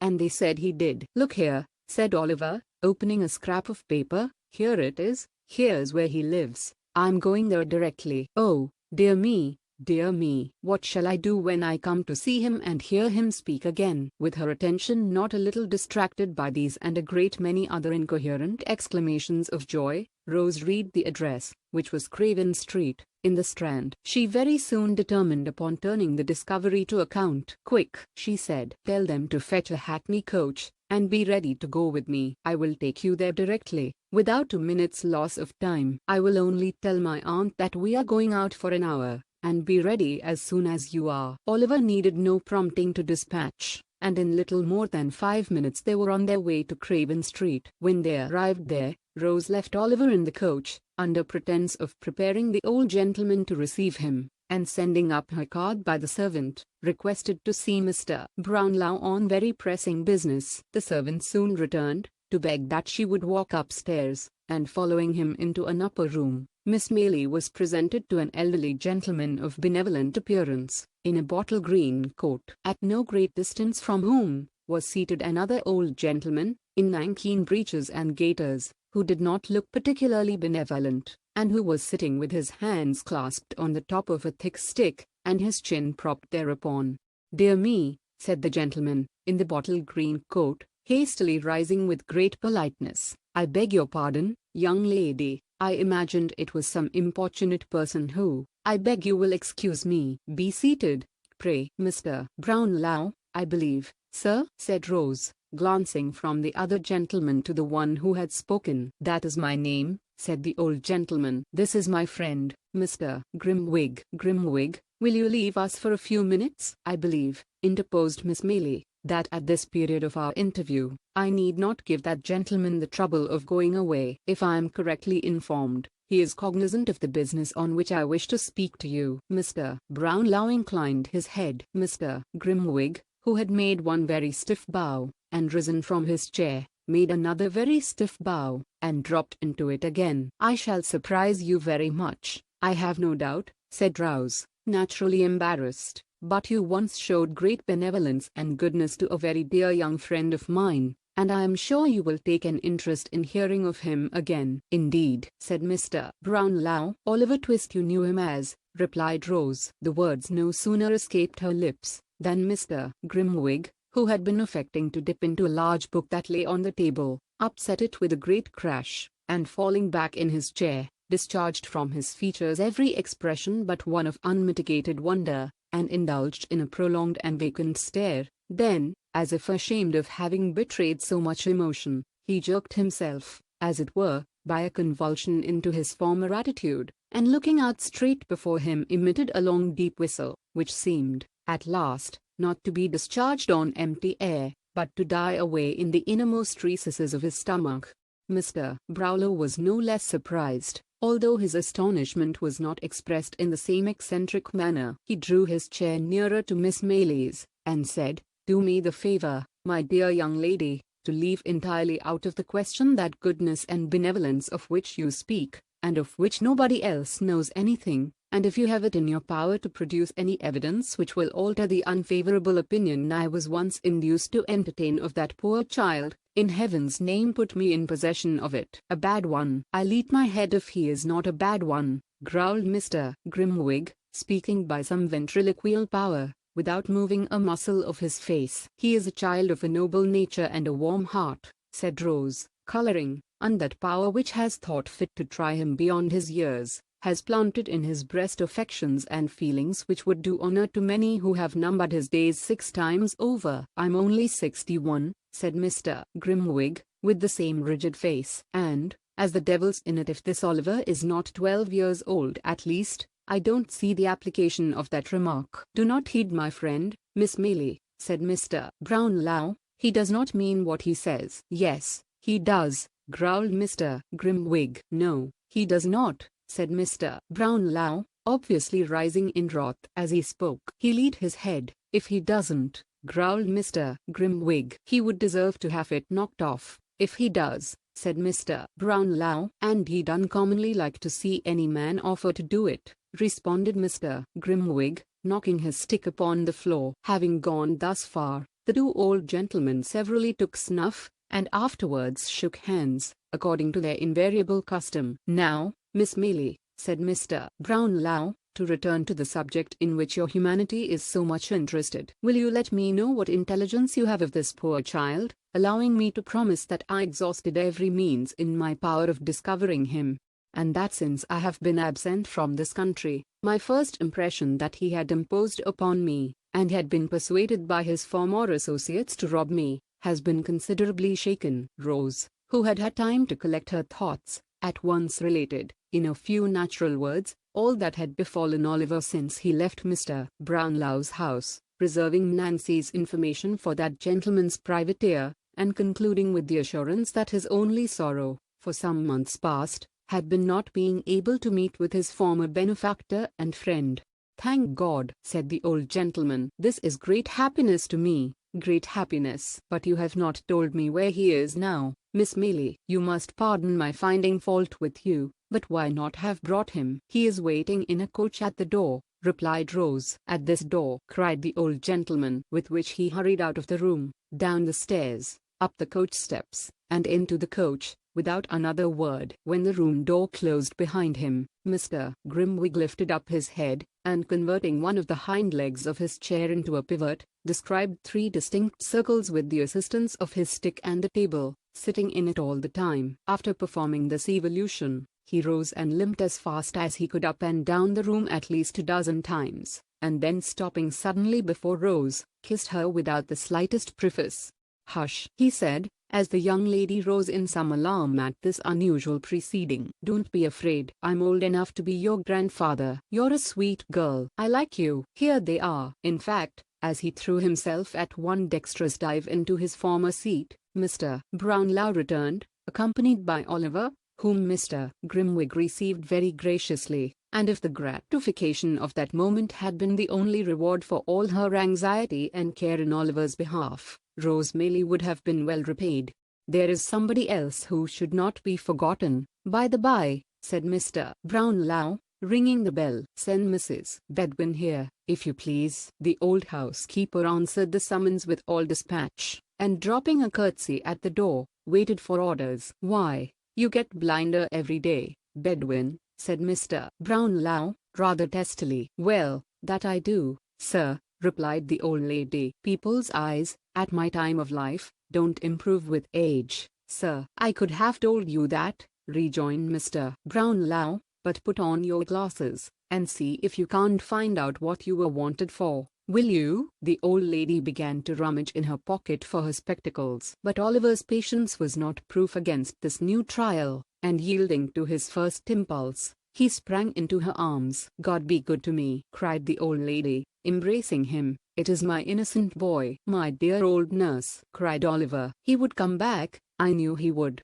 said the old lady, holding him in her arms. How well he looks, and how like a gentleman's son he is dressed again. Where have you been, this long while? Ah, the same sweet face, but not so pale, the same soft eye, but not so sad. I have never forgotten them or his quiet smile, but have seen them every day, side by side with those of my own dear children, dead and gone since I was a lightsome young creature, running on thus, and now holding Oliver from her to mark how he had grown, now clasping him to her and passing her fingers fondly through his hair. The good soul laughed and wept upon his neck by turns. Leaving her and Oliver to compare notes at leisure, Mr. Brownlow led the way into another room, and there heard from Rose a full narration of her interview with Nancy, which occasioned him no little surprise and perplexity. Rose also explained her reasons for not confiding in her friend Mr. Losberne in the first instance. The old gentleman considered that she had acted prudently, and readily undertook to hold solemn conference with the worthy doctor himself, to afford him an early opportunity for the execution of this design. It was arranged that he should call at the hotel at 8 o'clock that evening, and that in the meantime Mrs. Maylie should be cautiously informed of all that had occurred. These preliminaries adjusted, Rose and Oliver returned home. Rose had by no means overrated the measure of the good doctor's wrath. Nancy's history was no sooner unfolded to him than he poured forth a shower of mingled threats and execrations, threatened to make her the first victim of the combined ingenuity of Messrs. Blathers and Duff, and actually put on his hat preparatory to sallying forth to obtain the assistance of those worthies. And, doubtless, he would, in this first outbreak, have carried the intention into effect without a moment's consideration of the consequences, if he had not been restrained, in part, by corresponding violence on the side of Mr. Brownlow, who was himself of an irascible temperament, and partly by such arguments and representations as seemed best calculated to dissuade him from his hot-brained purpose. "Then what the devil is to be done?" said the impetuous doctor, when they had rejoined the two ladies. "Are we to pass a vote of thanks to all these vagabonds, male and female, and beg them to accept £100, or so, apiece, as a trifling mark of our esteem, and some slight acknowledgment of their kindness to Oliver?" "Not exactly that," rejoined Mr. Brownlow, laughing, "but we must proceed gently and with great care." "Gentleness and care!" exclaimed the doctor. "I'd send them one and all to—" "Never mind where," interposed Mr. Brownlow, "but reflect whether sending them anywhere is likely to attain the object we have in view." "What object?" asked the doctor. "Simply the discovery of Oliver's parentage, and regaining for him the inheritance of which, if this story be true, he has been fraudulently deprived." "Ah," said Mr. Losberne, cooling himself with his pocket-handkerchief, "I almost forgot that." "You see," pursued Mr. Brownlow, placing this poor girl entirely out of the question, "and supposing it were possible to bring these scoundrels to justice without compromising her safety, what good should we bring about?" "Hanging a few of them at least, in all probability," suggested the doctor, untransporting the rest. "Very good," replied Mr. Brownlow, smiling, "but no doubt they will bring that about for themselves in the fullness of time, and if we step in to forestall them, it seems to me that we shall be performing a very quixotic act, in direct opposition to our own interest, or at least to Oliver's, which is the same thing." "How?" inquired the doctor. "Thus, it is quite clear that we shall have extreme difficulty in getting to the bottom of this mystery, unless we can bring this man, Monks, upon his knees. That can only be done by stratagem, and by catching him when he is not surrounded by these people. For, suppose he were apprehended, we have no proof against him. He is not even, so far as we know, or as the facts appear to us, concerned with the gang in any of their robberies. If he were not discharged, it is very unlikely that he could receive any further punishment than being committed to prison as a rogue and vagabond, and of course ever afterwards his mouth would be so obstinately closed that he might as well, for our purposes, be deaf, dumb, blind, and an idiot." "Then," said the doctor impetuously, "I put it to you again, whether you think it reasonable that this promise to the girl should be considered binding, a promise made with the best and kindest intentions, but really—" "Do not discuss the point, my dear young lady, pray," said Mr. Brownlow, interrupting Rose as she was about to speak. "The promise shall be kept." "I don't think it will, in the slightest degree, interfere with our proceedings. But, before we can resolve upon any precise course of action, it will be necessary to see the girl, to ascertain from her whether she will point out this Monks, on the understanding that he is to be dealt with by us, and not by the law, or, if she will not, or cannot do that, to procure from her such an account of his haunts and description of his person as will enable us to identify him. She cannot be seen until next Sunday night. This is Tuesday. I would suggest that in the meantime, we remain perfectly quiet and keep these matters secret even from Oliver himself. Although Mr. Losberne received with many wry faces a proposal involving a delay of 5 whole days, he was fain to admit that no better course occurred to him just then, and as both Rose and Mrs. Maylie sided very strongly with Mr. Brownlow, that gentleman's proposition was carried unanimously. "I should like," he said, "to call in the aid of my friend Grimwig. He is a strange creature, but a shrewd one, and might prove of material assistance to us. I should say that he was bred a lawyer, and quitted the bar in disgust because he had only one brief and emotion of course, in 20 years, though whether that is recommendation or not, you must determine for yourselves." "I have no objection to your calling in your friend if I may call in mine," said the doctor. "We must put it to the vote," replied Mr. Brownlow. "Who may he be?" "That lady's son, and this young lady's very old friend," said the doctor, motioning towards Mrs. Maylie,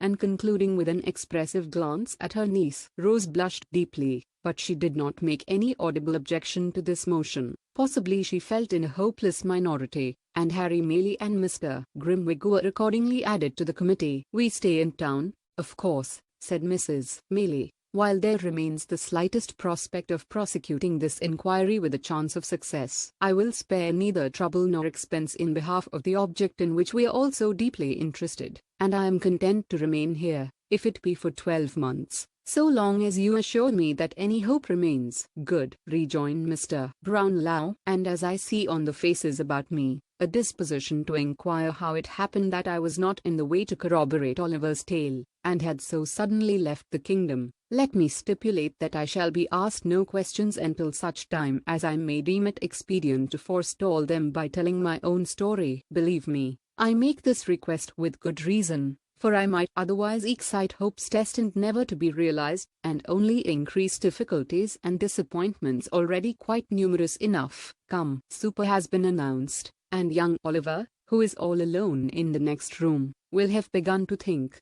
by this time, that we have wearied of his company, and entered into some dark conspiracy to thrust him forth upon the world." With these words, the old gentleman gave his hand to Mrs. Maylie, and escorted her into the supper room. Mr. Losberne followed, leading Rouse, and the council was, for the present, effectually broken up. Chapter 42. An old acquaintance of Oliver's, exhibiting decided marks of genius, becomes a public character in the metropolis. Upon the night when Nancy, having lulled Mr. Sikes to sleep, hurried on her self-imposed mission to Rose Maylie, there advanced towards London, by the Great North Road, 2 persons, upon whom it is expedient that this history should bestow some attention.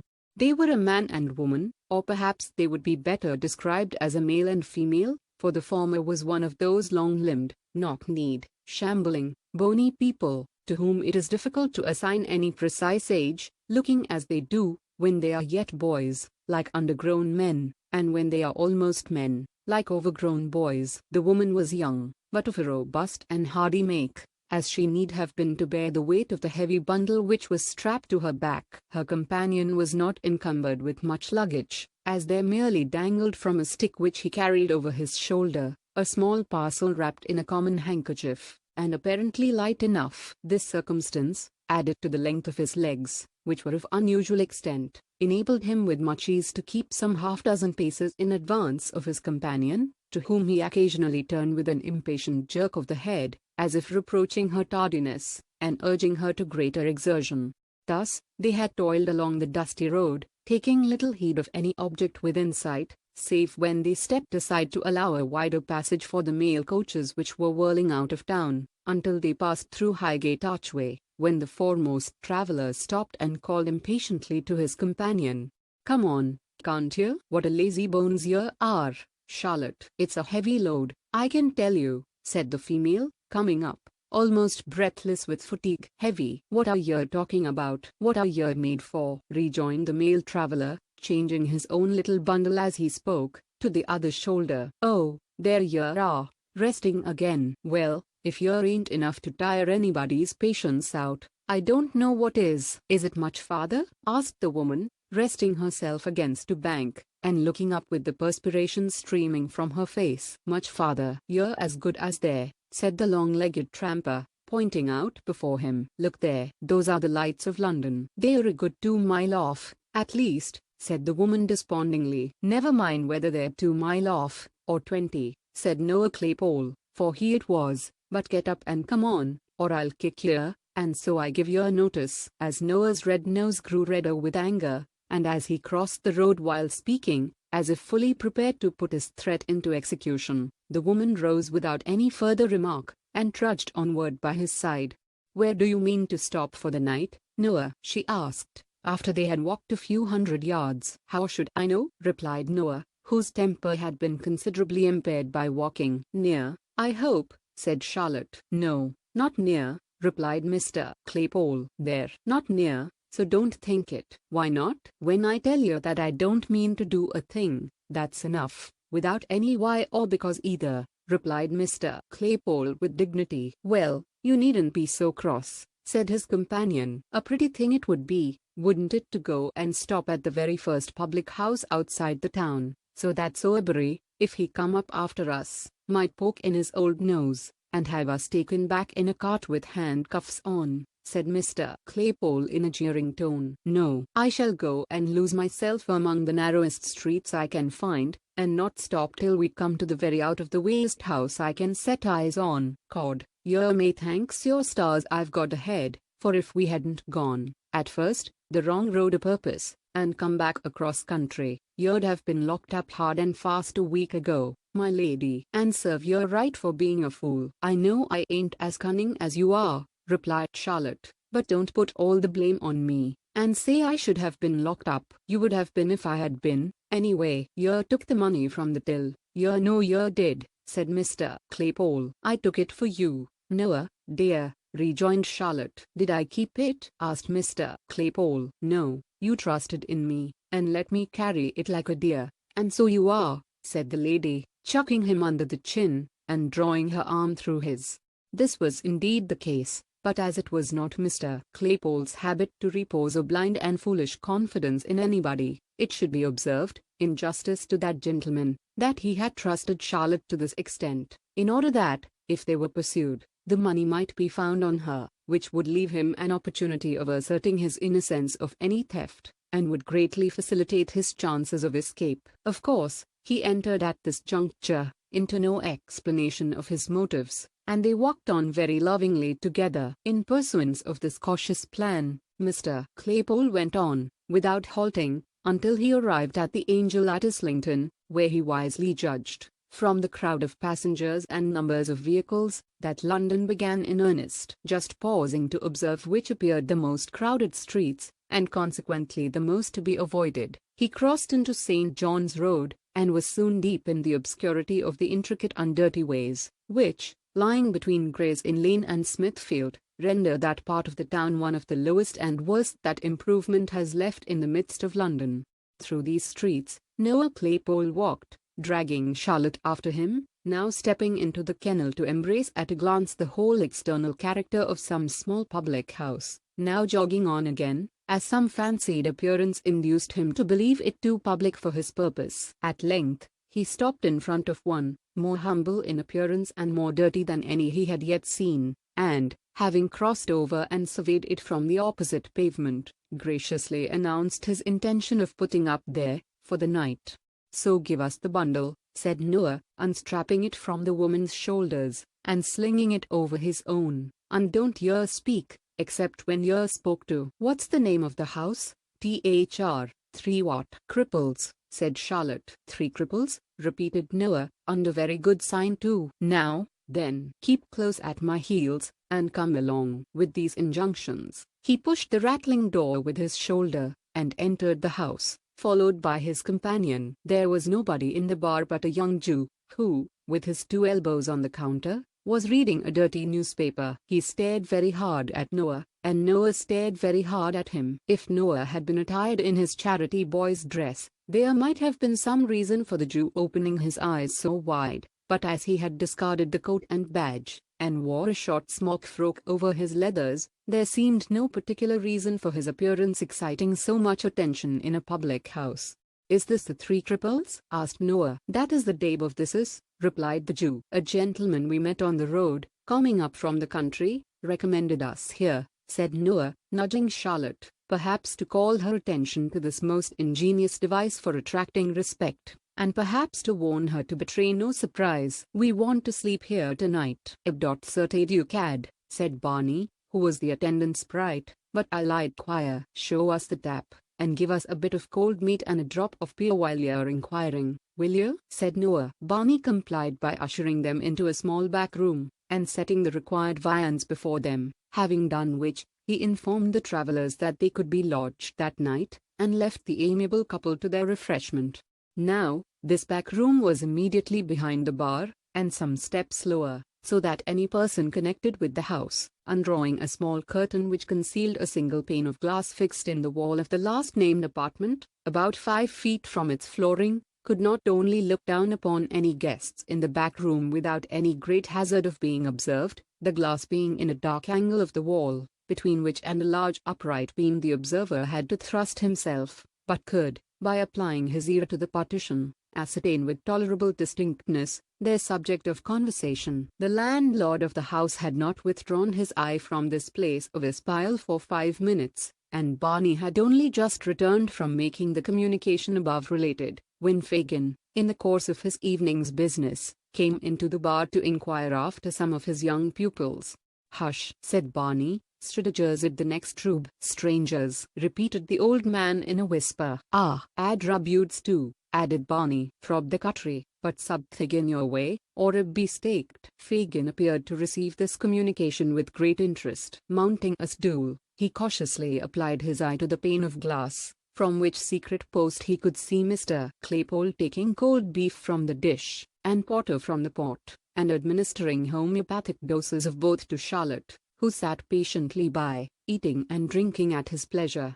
"Aha," he whispered, looking round to Barney, "I like that fellow's looks. He'd be of use to us. He knows how to train the girl already. Don't make as much noise as a mouse, my dear, and let me hear him talk. Let me hear him." He again applied his eye to the glass, and turning his ear to the partition, listened attentively, with a subtle and eager look upon his face, that might have appertained to some old goblin.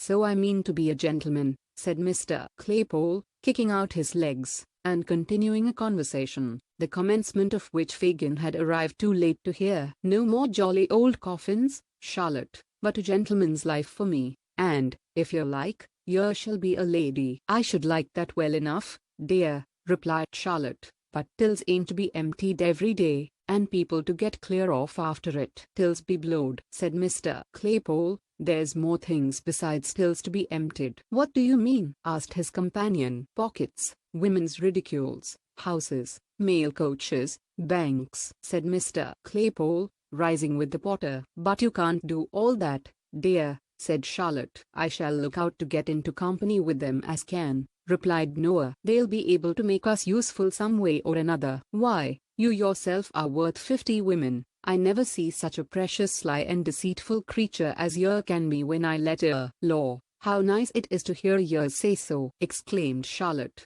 imprinting a kiss upon his ugly face. "There, that'll do, don't yer be too affectionate, in case I'm cross with yer," said Noah, disengaging himself with great gravity. "I should like to be the captain of some band, and have the whopping of 'em, and follering 'em about, unbeknown to themselves. That would suit me, if there was good profit, and if we could only get in with some gentlemen of this sort. I say it would be cheap at that £20 note you've got, especially as we don't very well know how to get rid of it ourselves." After expressing this opinion, Mr. Claypole looked into the porter pot with an aspect of deep wisdom, and having well shaken its contents, nodded condescendingly to Charlotte, and took a draught, wherewith he appeared greatly refreshed. He was meditating another, when the sudden opening of the door, and the appearance of a stranger, interrupted him. The stranger was Mr. Fagin, and very amiable he looked, and a very low bow he made, as he advanced, and setting himself down at the nearest table, ordered something to drink of the grinning Barney. "A pleasant night, sir, but cool for the time of year," said Fagin, rubbing his hands. From the country, I see. Sir, how do you see that? Asked Noah Claypole. We have not so much dust as that in London, replied Fagin, pointing from Noah's shoes to those of his companion, and from them to the two bundles. You're a sharp fella, said Noah. Ha, ha, only hear that, Charlotte. Why, one need be sharp in this town, my dear, replied the Jew, sinking his voice to a confidential whisper. And that's the truth. Fagin followed up this remark by striking the side of his nose with his right forefinger, a gesture which Noah attempted to imitate, though not with complete success, in consequence of his own nose not being large enough for the purpose. However, Mr. Fagin seemed to interpret the endeavor as expressing a perfect coincidence with his opinion, and put about the liquor which Barney reappeared with, in a very friendly manner. Good stuff that, observed Mr. Claypole, smacking his lips. Dear, said Fagin, a man need be always emptying a till, or a pocket, or a woman's reticule, or a house, or a mail coach, or a bank, if he drinks it regularly. Mr. Claypole no sooner heard this extract from his own remarks than he fell back in his chair, and looked from the Jew to Charlotte with a countenance of ashy paleness and excessive terror. Don't mind me, my dear, said Fagin, drawing his chair closer. Ha, ha, it was lucky it was only me that heard you by chance. It was very lucky it was only me. I didn't take it, stammered Noah, no longer stretching out his legs like an independent gentleman, but coiling them up as well as he could under his chair. It was all her doing. You've got it now, Charlotte. You know you have. No matter who's got it, or who did it, my dear, replied Fagin, glancing, nevertheless, with a hawk's eye at the girl and the two bundles. I'm in that way myself, and I like you for it. In what way? Asked Mr. Claypole, a little recovering. In that way of business, rejoined Fagin, and so are the people of the house. You've hit the right nail upon the head, and are as safe here as you could be. There is not a safer place in all this town than is the Cripples, that is, when I like to make it so. And I have taken a fancy to you and the young woman, so I've said the word, and you may make your minds easy. Noah Claypole's mind might have been at ease after this assurance, but his body certainly was not, for he shuffled and writhed about, into various uncouth positions, eyeing his new friend meanwhile with mingled fear and suspicion. I'll tell you more, said Fagin, after he had reassured the girl, by dint of friendly nods and muttered encouragements. I have got a friend that I think can gratify your darling wish, and put you in the right way, where you can take whatever department of the business you think will suit you best at first, and be taught all the others. You speak as if you were in earnest, replied Noah. What advantage would it be to me to be anything else? Inquired Fagin, shrugging his shoulders. Here, let me have a word with you outside. There's no occasion to trouble ourselves to move, said Noah, getting his legs by gradual degrees abroad again. She'll take the luggage upstairs the while. Charlotte, see to them bundles. This mandate, which had been delivered with great majesty, was obeyed without the slightest demur, and Charlotte made the best of her way off with the packages while Noah held the door open and watched her out.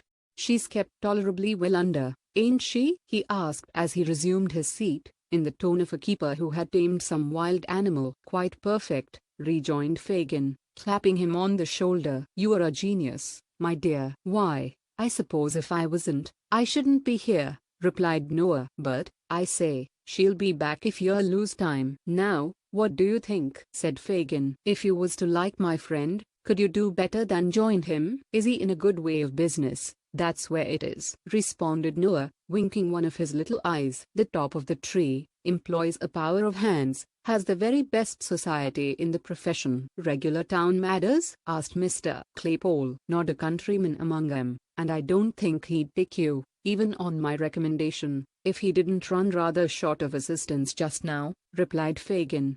Should I have to hand over? Said Noah, slapping his breeches pocket. It couldn't possibly be done without, replied Fagin, in a most decided manner. £20, though, it's a lot of money. Not when it's in a note you can't get rid of, retorted Fagin. Number and date taken, I suppose? Payment stopped at the bank? Ah, it's not worth much to him. It'll have to go abroad, and he couldn't sell it for a great deal in the market. When could I see him? Asked Noah doubtfully. Tomorrow morning. Where? Here. Said Noah. What's the wages? Live like a gentleman, board and lodging, pipes and spirits free, half of all you earn, and half of all the young woman earns," replied Mr. Fagin. Whether Noah Claypole, whose rapacity was none of the least comprehensive, would have acceded even to these glowing terms, had he been a perfectly free agent, is very doubtful, but as he recollected that, in the event of his refusal, it was in the power of his new acquaintance to give him up to justice immediately, and more unlikely things had come to pass, he gradually relented, and said he thought that would suit him. "But, you see," observed Noah, "as she will be able to do a good deal, I should like to take something very light." "A little fancy work?" suggested Fagin. "Ah, something of that sort," replied Noah. "What do you think would suit me now?" "Something not too trying for the strength, and not very dangerous, you know." "That's the sort of thing. I heard you talk of something in the spyway upon the others, my dear," said Fagin. "My friend wants somebody who would do that well, very much." "Why, I did mention that, and I shouldn't mind turning my hand to it sometimes," rejoined Mr. Claypole slowly, "but it wouldn't pay by itself, you know." "That's true," observed the Jew, ruminating or pretending to ruminate. "No, it might not." "What do you think, then?" asked Noah, anxiously regarding him. "Something in the sneaking way, where it was pretty sure work, and not much more risk than being at home." "What do you think of the old ladies?" asked Fagin. "There's a good deal of money made in snatching their bags and parcels, and running round the corner." "Don't they holler out a good deal, and scratch sometimes?" asked Noah, shaking his head. "I don't think that would answer my purpose." "Ain't there any other line open?" "Stop," said Fagin, laying his hand on Noah's knee. "The Kinchin lay." "What's that?" demanded Mr. Claypole. "The Kinchins, my dear," said Fagin, "is the young children that's sent on errands by their mothers, with sixpences and shillings, and the lay is just to take their money away. They've always got it ready in their hands, then knock 'em into the kennel, and walk off very slow, as if there were nothing else the matter but a child fallen down and hurt itself." "Ha, ha, ha, ha, ha," roared Mr. Claypole, kicking up his legs in an ecstasy. "Lord, that's the very thing." "To be sure it is," replied Fagin, "and you can have a few good beats chalked out in Camden Town, and Battle Bridge, and neighborhoods like that, where they're always going errands, and you can upset as many Kinchins as you want, any hour in the day." "Ha, ha, ha." With this, Fagin poked Mr. Claypole in the side, and they joined in a burst of laughter both long and loud. "Well, that's all right," said Noah, when he had recovered himself, and Charlotte had returned. "What time tomorrow shall we say?" "Will 10 do?" asked Fagin, adding, as Mr. Claypole nodded assent, "What name shall I tell my good friend?" "Mr. Bolter," replied Noah, who had prepared himself for such emergency. "Mr. Morris Bolter." "This is Mrs. Bolter." "Mrs. Bolter's humble servant," said Fagin, bowing with grotesque politeness. "I hope I shall know her better very shortly." "Do you hear the gentleman, Charlotte?" thundered Mr. Claypole. "Yes, Noah, dear," replied Mrs. Bolter, extending her hand. "She calls me Noah, as a sort of fond way of talking," said Mr. Morris Bolter, late Claypole, turning to Fagin. "You understand?" "Oh yes, I understand, perfectly," replied Fagin, telling the truth for once. "Good night." "Good night." With many adieus and good wishes, Mr. Fagin went his way. Noah Claypole, bespeaking his good lady's attention, proceeded to enlighten her relative to the arrangement he had made, with all that haughtiness and air of superiority, becoming, not only a member of the sterner sex, but a gentleman who appreciated the dignity of a special appointment on the Kinchin lay, in London and its vicinity. Chapter 43, wherein is shown how the artful dodger got into trouble. "And so it was you that was your own friend, was it?" asked Mr. Claypole, otherwise Bolter, when, by virtue of the compact entered into between them, he had removed next day to Fagin's house. "Cod, I thought as much last night." "Every man's his own friend, my dear," replied Fagin, with his most insinuating grin. "He hasn't as good a one as himself anywhere." "Except sometimes," replied Morris Bolter, assuming the air of a man of the world. "Some people are nobody's enemies but their own, you know." "Don't believe that," said Fagin. "When a man's his own enemy, it's only because he's too much his own friend, not because he's careful for everybody but himself." "Pooh, pooh, there ain't such a thing in nature." "There often to be, if there is, replied Mr. Bolter. That stands to reason. Some conjurers say that number 3 is the magic number, and some say number 7. It's neither, my friend, neither. It's number 1. Ha, ha, cried Mr. Bolter. Number 1 forever. In a little community like ours, my dear, said Fagin, who felt it necessary to qualify this position, we have a general number 1, without considering me too as the same, and all the other young people. Oh, the devil! Exclaimed Mr. Bolter. You see, pursued Fagin, affecting to disregard this interruption, we are so mixed up together, and identified in our interests, that it must be so. For instance, it's your object to take care of number 1, meaning yourself. Certainly, replied Mr. Bolter. You're about right there. Well, you can't take care of yourself, number 1, without taking care of me, number 1. Number 2, you mean, said Mr. Bolter, who was largely endowed with the quality of selfishness. No, I don't, retorted Fagin. I'm of the same importance to you, as you are to yourself. I say, interrupted Mr. Bolter, you're a very nice man, and I'm very fond of you, but we ain't quite so thick together, as all that comes to. Only think, said Fagin, shrugging his shoulders, and stretching out his hands, only consider. You've done what's a very pretty thing, and what I love you for doing, but what at the same time would put the cravat round your throat. That's so very easily tied and so very difficult to unloose. In plain English, the halter. Mr. Bolter put his hand to his neckerchief, as if he felt it inconveniently tight, and murmured an assent, qualified in tone but not in substance.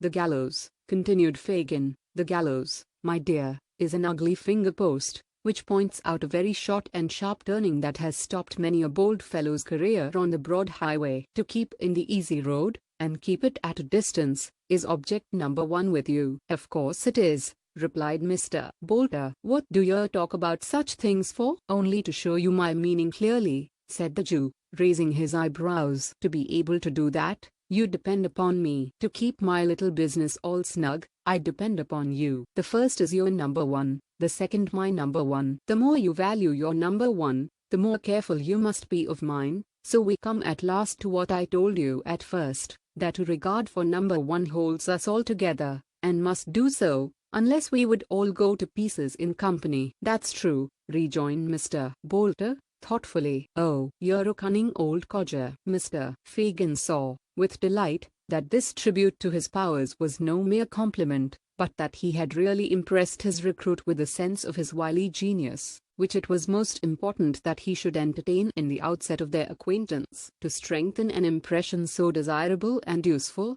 he followed up the blow by acquainting him, in some detail, with the magnitude and extent of his operations, blending truth and fiction together, as best served his purpose, and bringing both to bear, with so much art, that Mr. Bolter's respect visibly increased, and became tempered, at the same time, with a degree of wholesome fear, which it was highly desirable to awaken. It's this mutual trust we have in each other that consoles me under heavy losses, said Fagin. My best hand was taken from me yesterday morning. You don't mean to say he died? Cried Mr. Bolter. No, no, replied Fagin, not so bad as that. Not quite so bad. What? I suppose he was wanted, interposed Fagin. Yes, he was wanted. Very particular? Inquired Mr. Bolter. No, replied Fagin, not very. He was charged with attempting to pick a pocket, and they found a silver snuff box on him, his own, my dear, his own, for he took snuff himself, and was very fond of it. They remanded him till today, for they thought they knew the owner. Ah, he was worth 50 boxes, and I'd give the price of as many to have him back. You should have known the dodger, my dear, you should have known the dodger. Well, but I shall know him, I hope. Don't you think so? Said Mr. Bolter. I'm doubtful about it, replied Fagin, with a sigh. If they don't get any fresh evidence,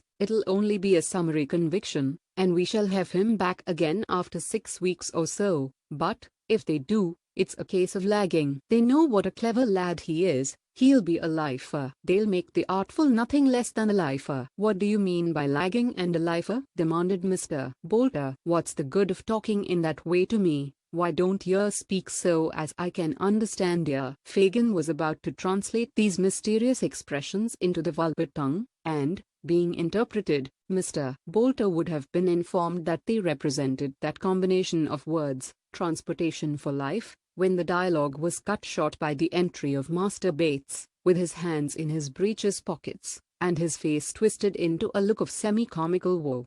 "It's all up, Fagin," said Charlie, when he and his new companion had been made known to each other. "What do you mean?" "They've found the gentleman as owns the box, 2 or 3 more are coming to identify him, and the Artful's booked for a passage out," replied Master Bates. "I must have a full suit of mourning, Fagin, and a hatband, to visit him in, afore he sets out upon his travels. To think of Jack Dawkins, Lummy Jack, the Dodger, the Artful Dodger, going abroad for a common twopenny halfpenny sneeze box. I never thought he'd done it under a gold watch, chain, and seals, at the lowest. Oh, why didn't he rob some rich old gentleman of all his valuables, and go out as a gentleman, and not like a common prig, without no honor nor glory?" With this expression of feeling for his unfortunate friend, Master Bates sat himself on the nearest chair with an aspect of chagrin and despondency. "What do you talk about his having neither honor nor glory for?" exclaimed Fagin, darting an angry look at his pupil. "Wasn't he always the top sawyer among you all? Is there one of you that could touch him or come near him on any scent?" "Eh? Not one," replied Master Bates, in a voice rendered husky by regret. "Not one." "Then what do you talk of?" replied Fagin angrily. "What are you blubbering for?" "'Cause it isn't on the record, is it?" said Charlie, chafed into perfect defiance of his venerable friend by the current of his regrets. "'Cause it can't come out in the Dictment, 'cause nobody will never know half of what he was. How will he stand in the Newgate calendar? P'raps not be there at all. Oh, my eye, what a blow it is!" "Ha, ha!" cried Fagin, extending his right hand, and turning to Mr. Bolter in a fit of chuckling which shook him as though he had the palsy. "See what a pride they take in their profession, my dear. Ain't it beautiful?" Mr. Bolter nodded assent, and Fagin, after contemplating the grief of Charlie Bates for some seconds with evident satisfaction, stepped up to that young gentleman and patted him on the shoulder. "Never mind, Charlie," said Fagin soothingly, "it'll come out, it'll be sure to come out. They'll all know what a clever fellow he was. He'll show it himself, and not disgrace his old pals and teachers. Think how young he is too. What a distinction, Charlie, to be lagged at his time of life." "Well, it is a honor that is," said Charlie, a little consoled. "He shall have all he wants," continued the Jew. "He shall be kept in the stone jug, Charlie, like a gentleman, with his beer every day, and money in his pocket to pitch and toss with, if he can't spend it." "No, shall he though?" cried Charlie Bates. "That he shall," replied Fagin, "and we'll have a bigwig, Charlie, one that's got the greatest gift of the gab, to carry on his defense, and he shall make a speech for himself too, if he likes, and we'll read it all in the papers." "Artful Dodger!" Shrieks of laughter. Here the court was convulsed. Charlie, ha, ha," laughed Master Bates. "What a lark that would be, wouldn't it, Fagin? I say, how the Artful would bother him, wouldn't he?" "Would," cried Fagin. "He shall, he will." "Ah, to be sure, so he will," repeated Charlie, rubbing his hands. "I think I see him now," cried the Jew, bending his eyes upon his pupil. "So do I," cried Charlie Bates. "Ha, ha, ha, so do I. I see it all afore me, upon my soul I do, Fagin. What a game, what a regular game. All the bigwigs trying to look solemn, and Jack Dawkins addressing of 'em as intimate uncomfortable as if he was the judge's own son making a speech after dinner. Ha, ha, ha." In fact, Mr. Fagin had so well humored his young friend's eccentric disposition, that Master Bates, who had at first been disposed to consider the imprisoned Dodger rather in the light of a victim, now looked upon him as the chief actor in a scene of most uncommon and exquisite humor, and felt quite impatient for the arrival of the time when his old companion should have so favorable an opportunity of displaying his abilities. "We must know how he gets on today, by some handy means or other," said Fagin. "Let me think." "Shall I go?" asked Charlie. "Not for the world," replied Fagin. "Are you mad, my dear, stark mad, that you'd walk into the very place where—" "No, Charlie, no. One is enough to lose at a time." "You don't mean to go yourself, I suppose?" said Charlie with a humorous leer. "That wouldn't quite fit," replied Fagin, shaking his head. "Then why don't you send this new cove?" asked Master Bates, laying his hand on Noah's arm. "Nobody knows him." "Why, If he didn't mind, observed Fagin. Mind, interposed Charlie. What should he have to mind? Really nothing, my dear, said Fagin, turning to Mr. Bolter. Really nothing. Oh, I dare say about that, no, observed Noah, backing towards the door, and shaking his head with a kind of sober alarm. No, no, none of that. It's not in my department, that ain't. What department has he got, Fagin? Inquired Master Bates, surveying Noah's lank form with much disgust. The cutting away when there's anything wrong, and the eating all the victuals when there's everything right. Is that his branch? Never mind, retorted Mr. Bolter, and don't you take liberties with your superiors, little boy, or you'll find yourself in the wrong shop.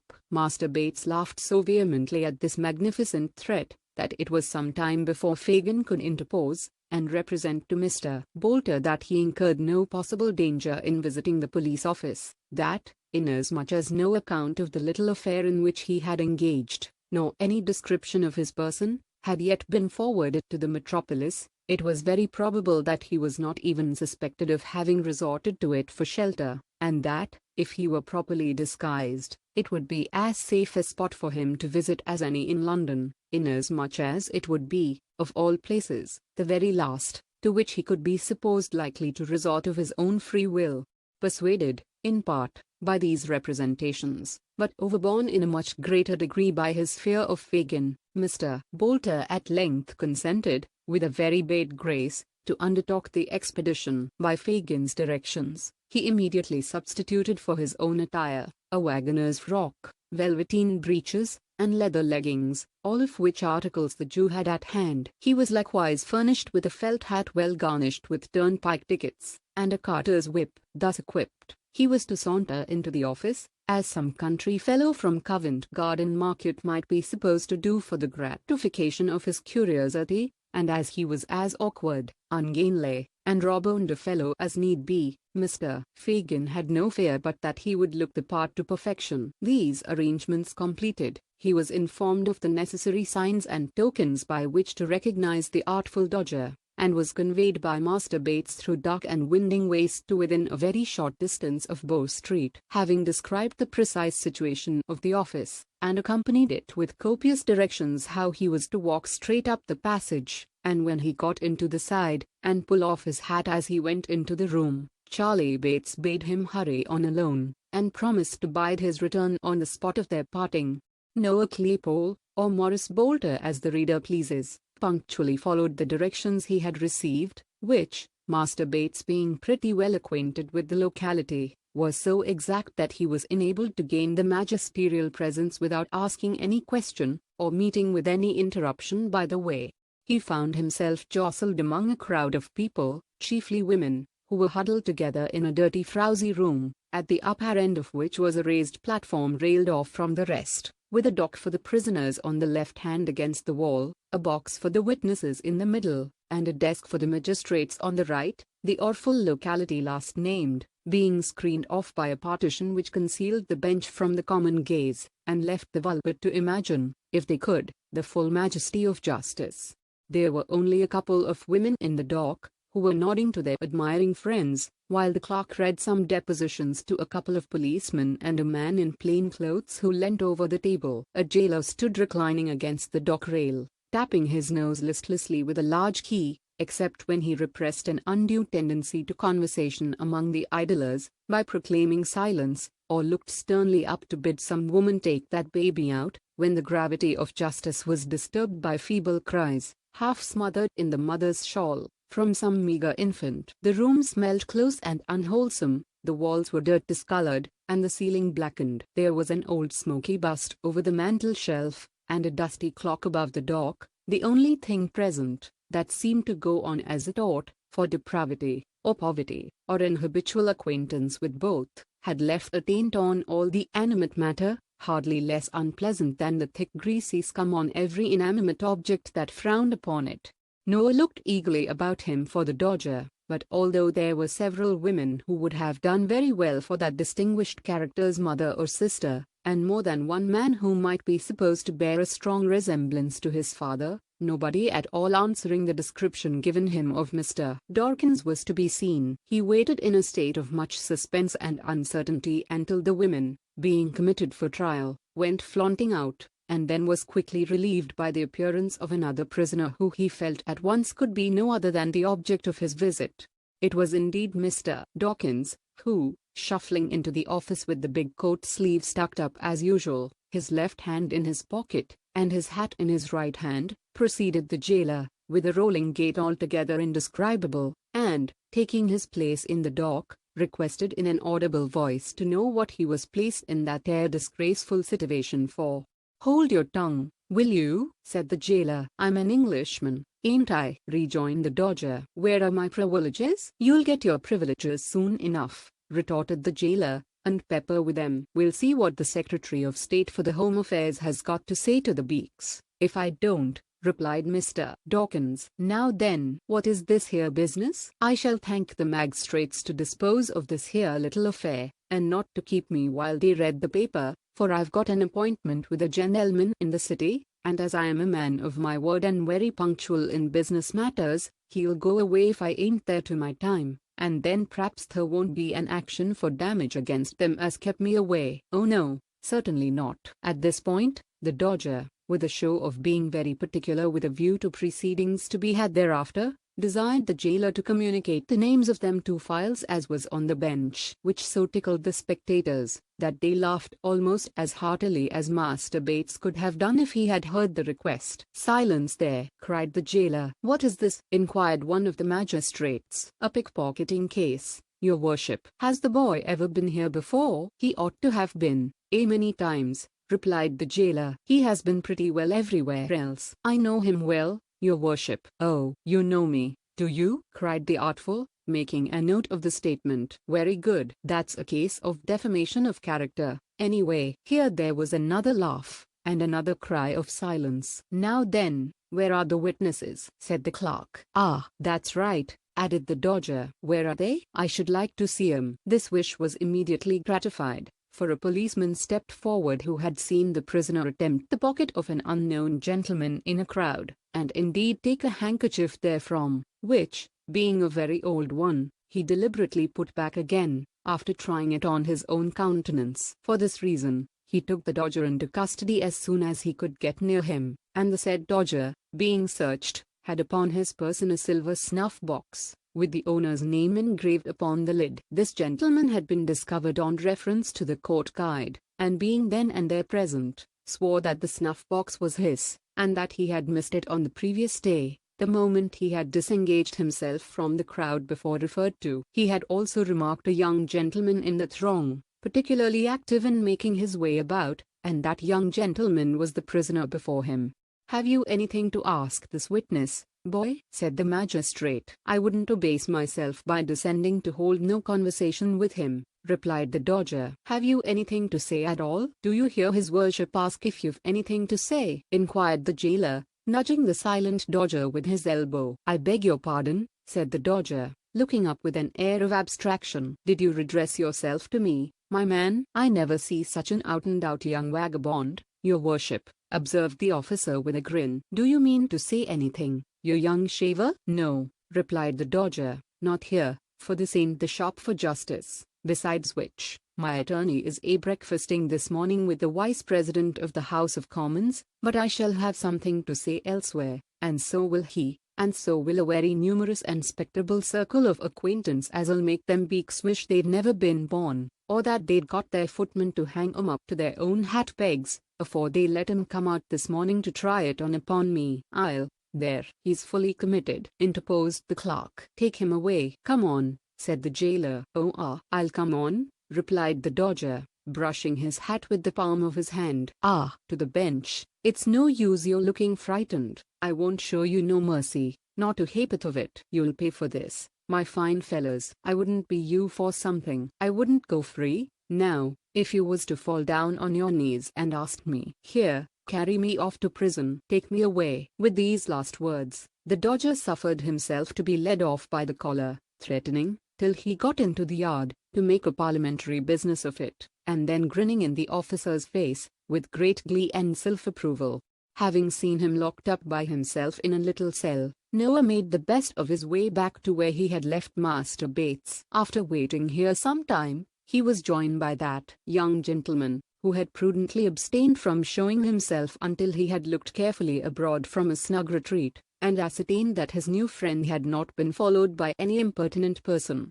The two hastened back together, to bear to Mr. Fagin the animating news that the Dodger was doing full justice to his bringing up, and establishing for himself a glorious reputation. Chapter 44. The time arrives for Nancy to redeem her pledge to Rose Maylie. She fails. Adept as she was, in all the arts of cunning and dissimulation, the girl Nancy could not wholly conceal the effect which the knowledge of the step she had taken wrought upon her mind. She remembered that both the crafty Jew and the brutal Sikes had confided to her schemes, which had been hidden from all others, in the full confidence that she was trustworthy and beyond the reach of their suspicion. While as those schemes were, desperate as were their originators, and bitter as were her feelings towards Fagin, who had led her, step by step, deeper and deeper down into an abyss of crime and misery, whence was no escape, still, there were times when, even towards him, she felt some relenting, lest her disclosure should bring him within the iron grasp he had so long eluded, and he should fall at last, richly as he merited such a fate, by her hand. But these were the mere wanderings of a mind unable wholly to detach itself from old companions and associations, though enabled to fix itself steadily on one object, and resolved not to be turned aside by any consideration. Her fears for Sikes would have been more powerful inducements to recoil while there was yet time, but she had stipulated that her secret should be rigidly kept. She had dropped no clue which could lead to his discovery. She had refused, even for his sake, a refuge from all the guilt and wretchedness that encompasses her, and what more could she do? She was resolved. Though all her mental struggles terminated in this conclusion, they forced themselves upon her, again and again, and left their traces too. She grew pale and thin, even within a few days. At times, she took no heed of what was passing before her, or no part in conversations where once she would have been the loudest. At other times, she laughed without merriment, and was noisy without a moment afterwards. She sat silent and dejected, brooding with her head upon her hands, while the very effort by which she roused herself, told, more forcibly than even these indications, that she was ill at ease, and that her thoughts were occupied with matters very different and distant from those in the course of discussion by her companions.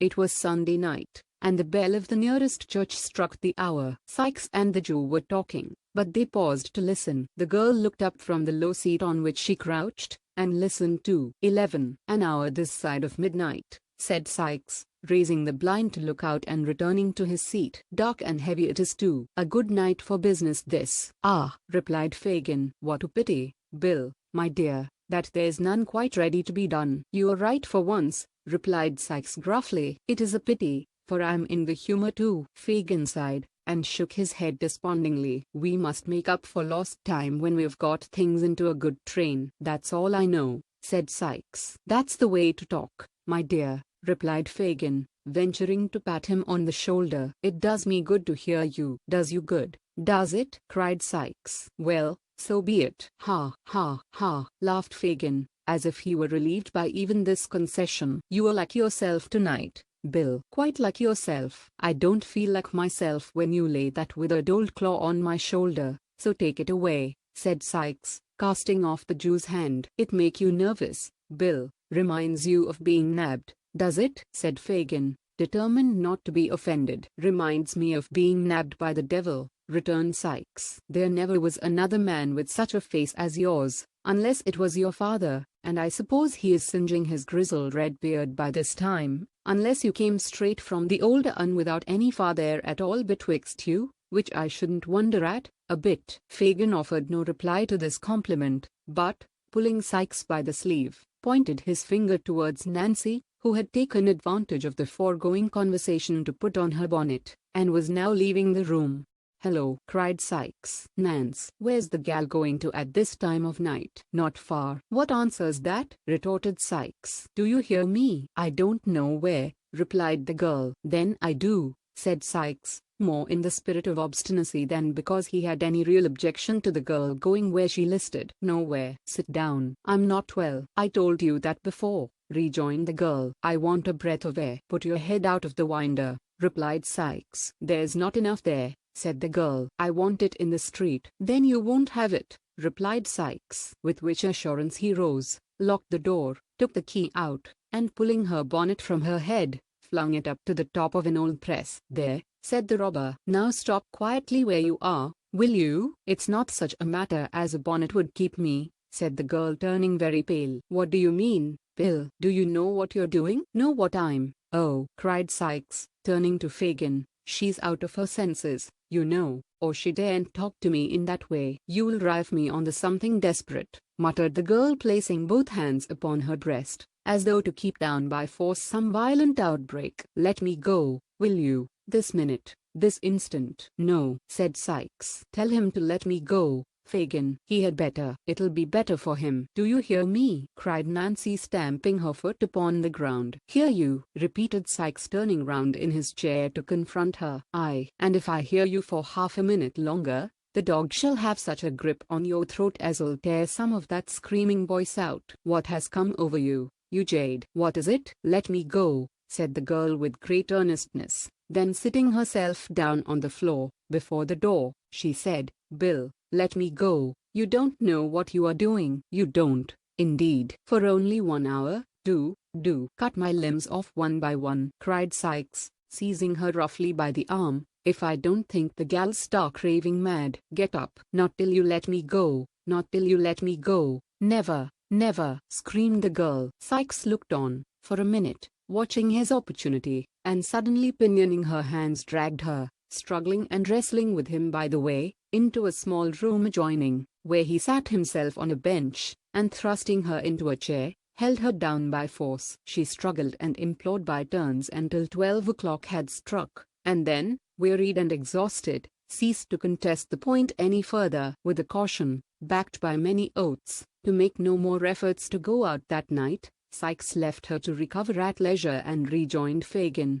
"Phew," said the housebreaker, wiping the perspiration from his face. "What a precious strange gal that is." "You may say that, Bill," replied Fagin thoughtfully. "You may say that." "What did she take it into her head to go out tonight for, do you think?" asked Sykes. "Come, you should know her better than me." "What does it mean?" "Obstinacy, woman's obstinacy, I suppose, my dear." "Well, I suppose it is," growled Sykes. "I thought I had tamed her, but she's as bad as ever." "Worse," said Fagin thoughtfully. "I never knew her like this, for such a little cause." "Nor I," said Sykes. "I think she's got a touch of that fever in her blood yet, and it won't come out." "Eh?" "Like enough. I'll let her a little blood, without troubling the doctor, if she's took that way again," said Sykes. Fagin nodded in expressive approval of this mode of treatment. "She was hanging about me all day, and night too, when I was stretched on my back, and you, like a black-hearted wolf as you are, kept yourself aloof," said Sykes. "We was poor too, all the time, and I think, one way or other,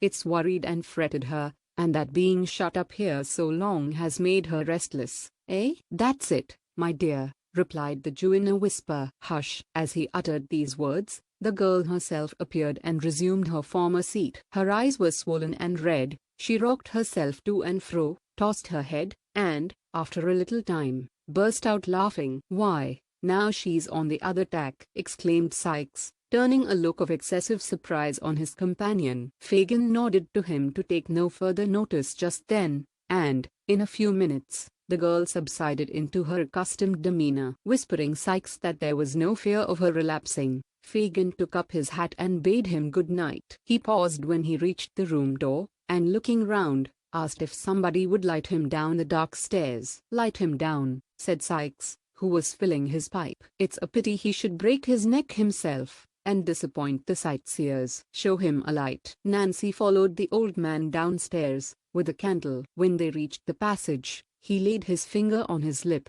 and drawing close to the girl, said, in a whisper, "What is it, Nancy, dear?" "What do you mean?" replied the girl, in the same tone. "The reason of all this," replied Fagin. "If he pointed with his skinny forefinger up the stairs, "is so hard with you, he's a brute, Nance, a brute beast, why don't you? Well, said the girl, as Fagin paused, with his mouth almost touching her ear, and his eyes looking into hers. No matter just now. We'll talk of this again. You have a friend in me, Nance, a staunch friend. I have the means at hand, quiet and close. If you want revenge on those that treat you like a dog, worse than his dog, for he humors him sometimes, come to me. I say, come to me. He is the mere hound of a day, but you know me of old, Nance. I know you well, replied the girl, without manifesting the least emotion. Good night. She shrank back, as Fagin offered to lay his hand on hers, but said good night again, in a steady voice, and, answering his parting look with a nod of intelligence, closed the door between them.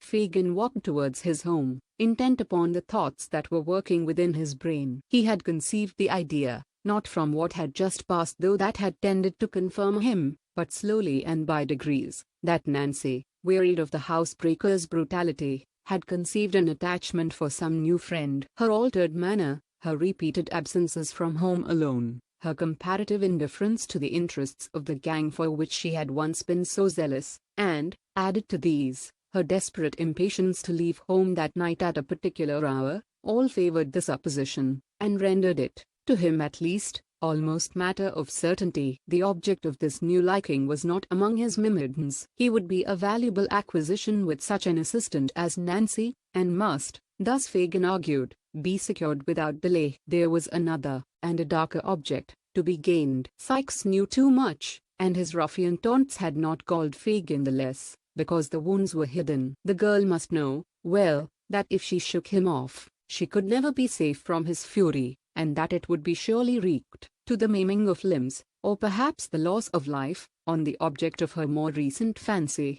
With a little persuasion, thought Fagin, what more likely than that she would consent to poison him? Women have done such things, and worse, to secure the same object before now. There would be the dangerous villain, the man I hate, gone, another secured in his place, and my influence over the girl, with the knowledge of this crime to back it, unlimited. These things passed through the mind of Fagin, during the short time he sat alone, in the housebreaker's room, and with them uppermost in his thoughts. He had taken the opportunity afterwards afforded him, of sounding the girl in the broken hints he threw out at parting. There was no expression of surprise, no assumption of an inability to understand his meaning. The girl clearly comprehended it. Her glance at parting showed that. But perhaps she would recoil from a plot to take the life of Sikes, and that was one of the chief ends to be attained. How, thought Fagin, as he crept homeward, can I increase my influence with her? What new power can I acquire? Such brains are fertile in expedients. If, without extracting a confession from herself,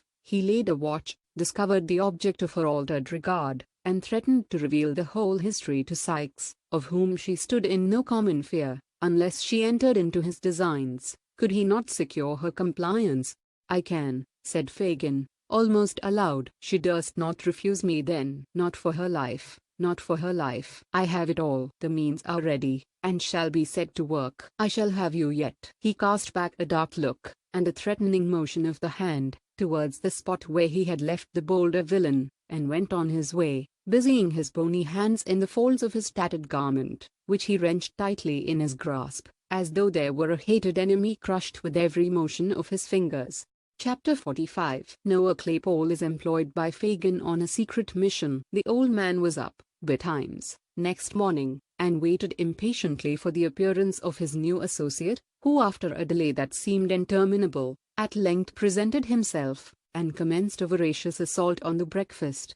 Bolter, said Fagin, drawing up a chair and seating himself opposite Morris Bolter. Well, here I am, returned Noah. What's the matter? Don't you ask me to do anything till I have done eating. That's a great fault in this place. You never get time enough over your meals. You can talk as you eat, can't you? Said Fagin, cursing his dear young friend's greediness from the very bottom of his heart. Oh yes, I can talk. I get on better when I talk, said Noah, cutting a monstrous slice of bread. Where's Charlotte? Out, said Fagin. I sent her out this morning with the other young woman, because I wanted us to be alone. Oh, said Noah, I wish you'd ordered her to make some buttered toast first. Well, talk away. You won't interrupt me. There seemed, indeed, no great fear of anything interrupting him, as he had evidently sat down with a determination to do a great deal of business. "You did well yesterday, my dear," said Fagin. "Beautiful. 6 shillings and 9pence halfpenny on the very first day. The Kinchinley will be a fortune to you. Don't you forget to add 3 pint pots and a milk can," said Mr. Bolter. "No, no, my dear." The pint pots were great strokes of genius, but the milk can was a perfect masterpiece. "Pretty well, I think, for a beginner," remarked Mr. Bolter complacently. The pots I took off airy railings, and the milk can was standing by itself outside a public house. I thought it might get rusty with the rain, or catch cold, you know. Eh? Ha, ha, ha. Fagin affected to laugh very heartily, and Mr. Bolter, having had his laugh out, took a series of large bites, which finished his first hunk of bread and butter, and assisted himself to a second.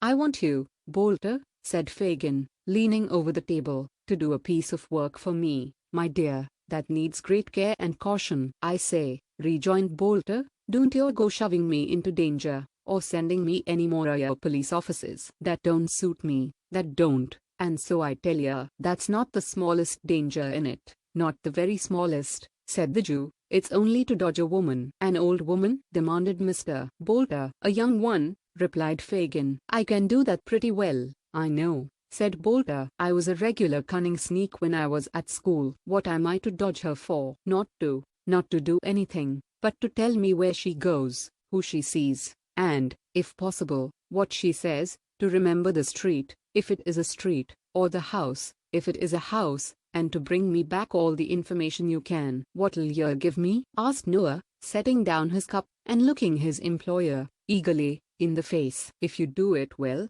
£1, my dear." £1, said Fagin, wishing to interest him in the cent as much as possible. "And that's what I never gave yet, for any job of work where there wasn't valuable consideration to be gained." "Who is she?" inquired Noah. "One of us." "Oh law!" cried Noah, curling up his nose. "You're doubtful of her, are you?" "She has found out some new friends, my dear, and I must know who they are," replied Fagin. "I see," said Noah. "Just to have the pleasure of knowing them, if they're respectable people, eh?" "Ha, ha, ha. I'm your man." "I knew you would be," cried Fagin, elated by the success of his proposal. Of course," replied Noah. "Where is she? Where am I to wait for her? Where am I to go?" "All that, my dear, you shall hear from me. I'll point her out at the proper time," said Fagin. "You keep ready, and leave the rest to me." That night, and the next again, the spy sat booted and equipped in his cutter's dress, ready to turn out at a word from Fagin. 6 nights passed,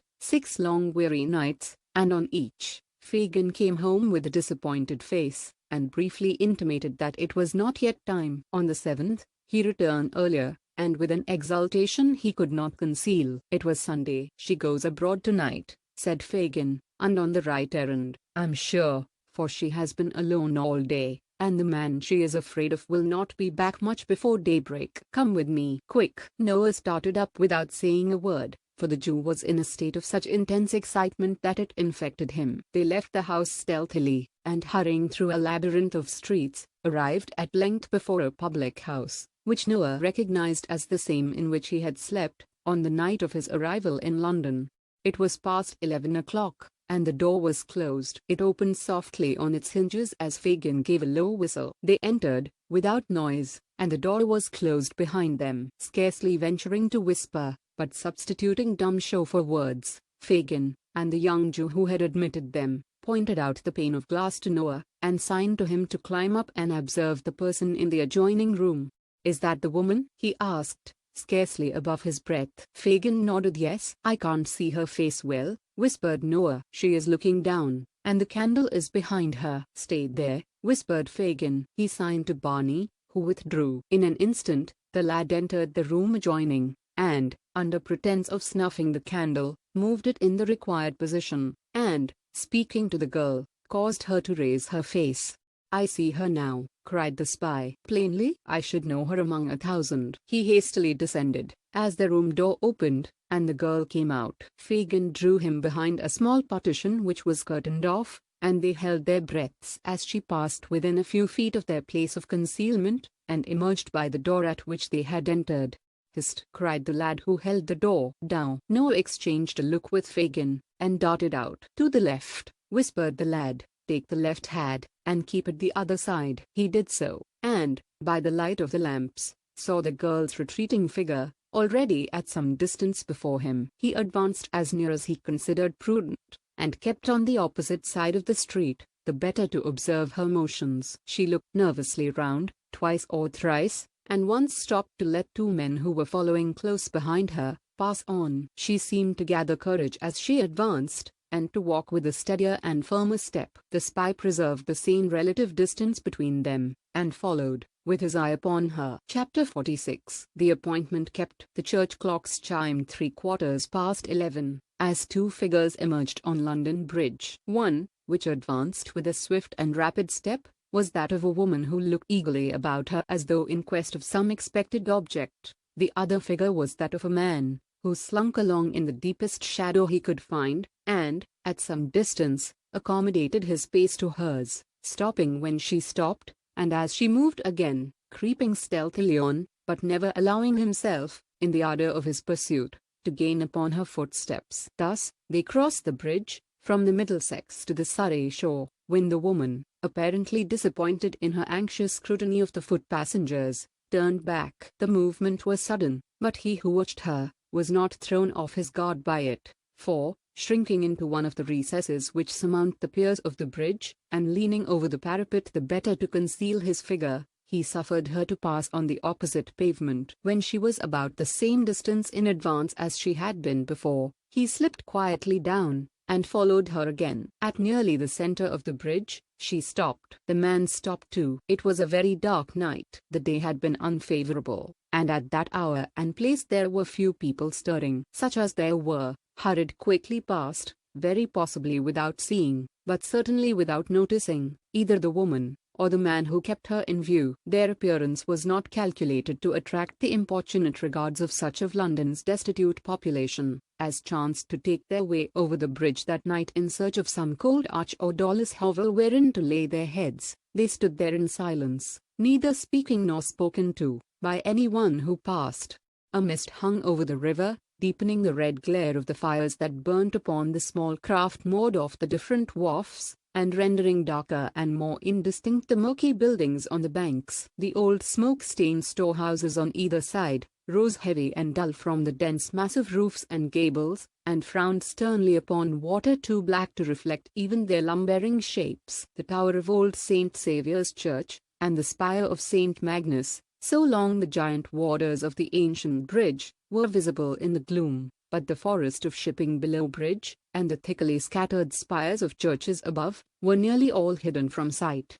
The girl had taken a few restless turns to and fro, closely watched meanwhile by her hidden observer, when the heavy bell of St. Paul's tolled for the death of another day. Midnight had come upon the crowded city. The palace, the night cellar, the jail, the madhouse, the chambers of birth and death, of health and sickness, the rigid face of the corpse and the calm sleep of the child, midnight was upon them all. The hour had not struck 2 minutes, when a young lady, accompanied by a grey-haired gentleman, alighted from a hackney carriage within a short distance of the bridge, and, having dismissed the vehicle, walked straight towards it. They had scarcely set foot upon its pavement, when the girl started, and immediately made towards them. They walked onward, looking about them with the air of persons who entertained some very slight expectation which had little chance of being realized. When they were suddenly joined by this new associate, they halted with an exclamation of surprise, but suppressed it immediately, for a man in the garments of a countryman came close up, brushed against them. Indeed, at that precise moment. "Not here," said Nancy hurriedly. "I am afraid to speak to you here. Come away, out of the public road, down the steps yonder." As she uttered these words, and indicated, with her hand, the direction in which she wished them to proceed, the countryman looked round, and roughly asking what they took up the whole pavement for, passed on. The steps to which the girl had pointed, were those which, on the Surrey bank, and on the same side of the bridge as St. Saviour's Church, form a landing stairs from the river. To this spot, the man bearing the appearance of a countryman, hastened unobserved, and after a moment's survey of the place, he began to descend. These stairs are a part of the bridge. They consist of 3 flights. Just below the end of the second, going down, the stone wall on the left terminates in an ornamental pilaster facing towards the Thames. At this point the lower steps widen, so that a person turning that angle of the wall is necessarily unseen by any others on the stairs who chance to be above him, if only a step. The countryman looked hastily round when he reached this point, and as there seemed no better place of concealment, and, the tide being out, there was plenty of room, he slipped aside, with his back to the pilaster, and there waited, pretty certain that they would come no lower, and that even if he could not hear what was said, he could follow them again, with safety. So tardily stole the time in this lonely place, and so eager was the spy to penetrate the motives of an interview so different from what he had been led to expect, that he more than once gave the matter up for lost, and persuaded himself, either that they had stopped far above, or had resorted to some entirely different spot to hold their mysterious conversation. He was on the point of emerging from his hiding place, and regaining the road above, when he heard the sound of footsteps, and directly afterwards of voices almost close at his ear. He drew himself straight upright against the wall, and, scarcely breathing, listened attentively. "This is far enough," said a voice, which was evidently that of the gentleman. "I will not suffer the young lady to go any farther. Many people would have distrusted you too much to have come even so far, but you see I am willing to humor you." "To humor me," cried the voice of the girl whom he had followed. "You are considerate, indeed, sir, to humor me. Well,